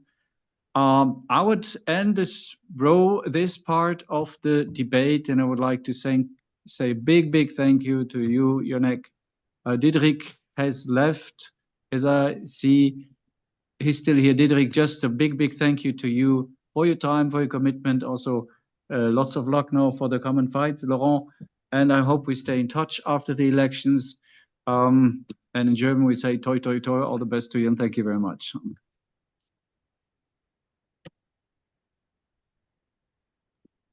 Thank you very much. Bye-bye. And now we come to the final part, and I'm really happy to see Rafa, to see Isabel, to see Mariana. Wait, I have a issue, and of course to see Nicolas. And the idea is a little bit because you are participating also in our web, and I think by the end of the day, somebody said that it's so many things are taken for granted, which maybe if we look back at our history cannot be simply taken for granted. And maybe if you as a trade unionist, also with your perspectives and experience as young trade unionists, you would look at this exchange and maybe saying, what did this exchange or what does Europe mean for you as citizens or as workers? I think this will not be an exam or something. This really has to be something very personal, very honest, and it would be nice somehow to conclude this meeting with your testimonies, and that's why you're here with us. Thank you very much for giving us the opportunity to listen to you. And I would like maybe to start with Isabel, with you, and then Mariana and Nicolas, and then Rafa as a closing comment. Isabel, please, you have the floor. Muchas gracias, Klaus. Gracias a la CESI y a todos los participantes aquí presentes por darme la oportunidad de expresar la visión de los jóvenes españoles sobre la elección europea y más específicamente de los docentes de la enseñanza pública como miembro del Sindicato Mayoritario de Educación en España. Como ya todos sabemos, es esencial el voto en estos comicios porque es mucho lo que hay en juego. A quien votemos en estas elecciones decidirán el destino de nuestras vidas en los próximos años, y quizás es esto lo que los jóvenes europeos no hemos interiorizado aún. El vídeo que hemos visto hace unos minutos representa muy bien a lo que me refiero. No hace tanto que nuestro continente estaba en guerra, y aunque nos parezca muy lejano a los jóvenes, en el tiempo no podemos olvidar por qué gozamos de paz, libertad y democracia. Ucrania es el mejor ejemplo de cómo en un breve momento se puede pasar de vivir en paz a vivir en guerra. Por ello es necesario hacer consciente a los más jóvenes de la necesidad de participar en la fiesta de la democracia el próximo 9 de junio aquí en España, para asegurarnos que lo que conocemos como Europa hoy en día, que es un lugar seguro, se mantenga así en el futuro. Quizá en las redes sociales, tal y como hemos nombrado en esta misma reunión, es una buena herramienta para llegar a los jóvenes, para captar su atención y hacer crecer su interés sobre qué está pasando a nuestro alrededor y cuál es nuestro papel en Europa.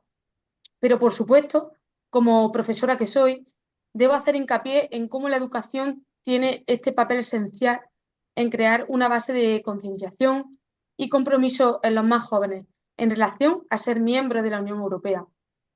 Desde pequeños, los niños y niñas deben ser conscientes de por qué gozamos de diferentes derechos y cómo hemos llegado hasta aquí. pero también los niños deben conocer lo frágil que es el sistema y cómo, si no se hace buen uso de la democracia, todo lo que damos por hecho hoy en día se puede poner en riesgo mañana. Sin embargo, los profesores en España y el sindicato AMPE nos enfrentamos a una serie de desafíos muy significativos en el contexto educativo actual.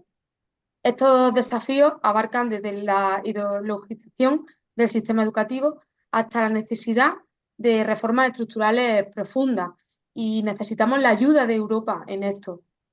Por ello, es crucial votar con conciencia en las próximas elecciones europeas para garantizar que los temas más importantes en educación son abordados por Europa a lo largo de la próxima legislatura y así avalar una educación igualitaria y de calidad. Brevemente me gustaría nombrar por encima algunos de los principales retos educativos que se deberán abordar en los próximos años en la Unión Europea. En España, dependiendo del partido político en el poder, se implementan cambios muy significativos en el currículo, la metodología y las políticas educativas. Esto provoca inestabilidad, falta de coherencia en el sistema educativo. Los profesores nos vemos obligados a adaptarnos constantemente a nuevas normativas y enfoques, lo cual dificulta la planificación a lo largo de los años y afecta a la enseñanza y afecta a los alumnos. Por otra parte, la posibilidad de alcanzar un pacto por la educación a nivel europeo que sea viable y duradero en el tiempo, un pacto de mínimos, podría ser la solución, garantizando ciertos estándares básicos y estabilidad, independientemente, una vez más, del gobierno que esté en el poder. El incremento del presupuesto destinado a la educación es esencial para mejorar la calidad del sistema educativo. La inversión en educación debe ser vista como una inversión a largo plazo, garantizando mejores recursos, infraestructuras y condiciones laborales. Debemos facilitar también la conciliación de la vida laboral y familiar de los docentes, promoviendo políticas europeas de horarios flexibles y permisos.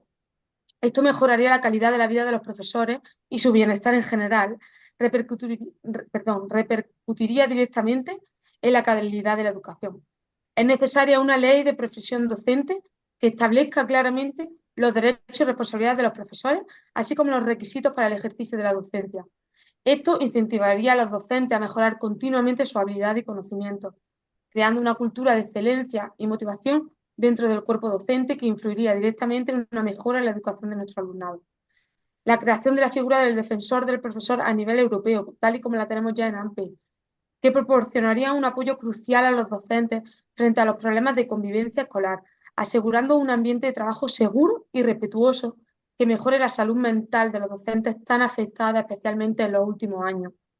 Entre estos que acabamos de nombrar, debemos abordar a nivel europeo, donde se debe llegar a un consenso entre los países miembros en relación a los sistemas educativos de los diferentes países europeos. Como parte de este programa web y profesora que ha viajado a otros sindicatos, es asombroso ver las diferencias que hay en la educación en los diferentes países miembros. Por ello, vemos indispensable que a partir de estas elecciones se le dé un puesto aún más importante a la educación en todo procedimiento en la Unión Europea. Por todo lo expuesto y más, quiero volver a hacer hincapié en la necesidad, tanto para jóvenes como para profesores en España, de votar el próximo 9 de junio. Las decisiones de Bruselas influyen directamente en nuestra vida cotidiana, en nuestros países. Por ello, desde AMPE nos comprometemos a fomentar el voto en los docentes en España para así poder atajar todos estos retos educativos que tenemos por delante. Votar es un acto de responsabilidad, de compromiso con nuestra sociedad y de fe en un futuro mejor. Muchas gracias a todos por vuestra atención.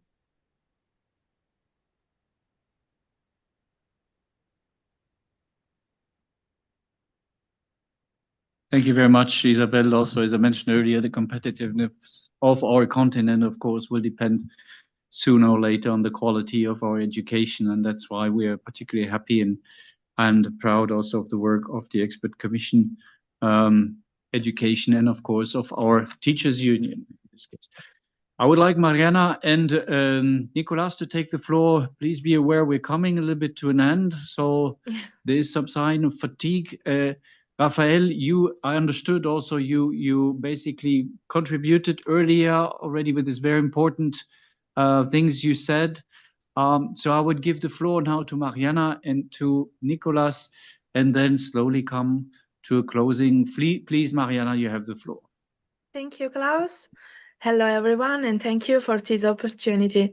I've listened carefully all the speeches, and I agree with many of the things that I've heard that they have been said. Especially Christine said, because the more people vote, the stronger democracy it becomes. Personally, as a young woman and trade unionist, I've always believed that elections are the highest expression of our good luck to live in a democracy. During my exchange week for the web program in Brussels at CESI in February, I was lucky enough to participate in Together for Democracy with Thomas at the European Parliament. And during the event, the speakers remind us of that 2024 is a crucial year with the European election and also the American election. And they all stressed the importance of never taking a democracy for granted. The events of the last 2 years, even more so, show us that democracy must be cultivated and we must constantly work for it. I've always taken as an example the words of Judge Paolo Borsellino.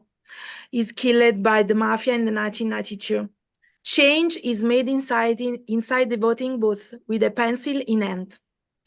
I hope that all European citizens will realize the importance of voting and above all that they will make a conscious and reasoned choice about who to support. There are many challenges to be faced, but together we can do it. Thank you. Thank you so much. Yeah, very moving words. And Nicolas, please. Thank you, Klaus. Regarding the time, I keep myself as brief as possible. I'm Nicolas Engelbarts from DBB Beamtenbund und Tarifunion in Germany, a trade union for civil servants. And I can only underline that Europe plays a crucial role in promoting trade union cooperation, human rights, democracy, and political stability. These are values that are more than important in today's world. The CESI coordinates unions at the European level and advocates for better working conditions, fair wages, and social justice. As a participant of the Workers' Exchange Program, I had again the possibility to experience that directly for 2 weeks in Brussels. Here I once again realized the importance of cooperation within CESI and within the European Union. This is definitely a treasure, a special treasure that we should protect together with our vote in the European elections. Thank you so much. I think we can close on that with the treasure, because by the end of the day, what we have, I think, both within the European Union, but also maybe at least for those who like it, within CESI is this treasure, because we have cooperation, we have coordinated action, we have support, solidarity, and we have the benefit, I think, to work beyond borders. And not everybody has this possibility, and that renders us, of course, much, much more open to whatever other nations, whatever other professions, whatever other people are saying, because we are just basically confronted with this diversity every day. And I don't want to have a whole find long conclusions here. We just know we should go vote.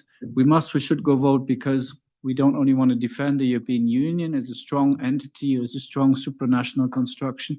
We don't only want to defend the values, the principles, the rights anchored within the member states of the European Union and the European Union. We want to defend the benefit or the benefits of being citizens and workers within the European Union. I'd like to thank you for your patience. I'd like to thank you all for the speakers. I still think, I don't know how many are left. You all deserved actually a special prize for having stayed with us for so long. And it's so great that you've been with us. We hope it wasn't too long. We wish you a wonderful afternoon. First of all, a nice lunch, and hope to see you soon, either in your country or here in Brussels. Highly appreciate it, and have a good afternoon. Goodbye.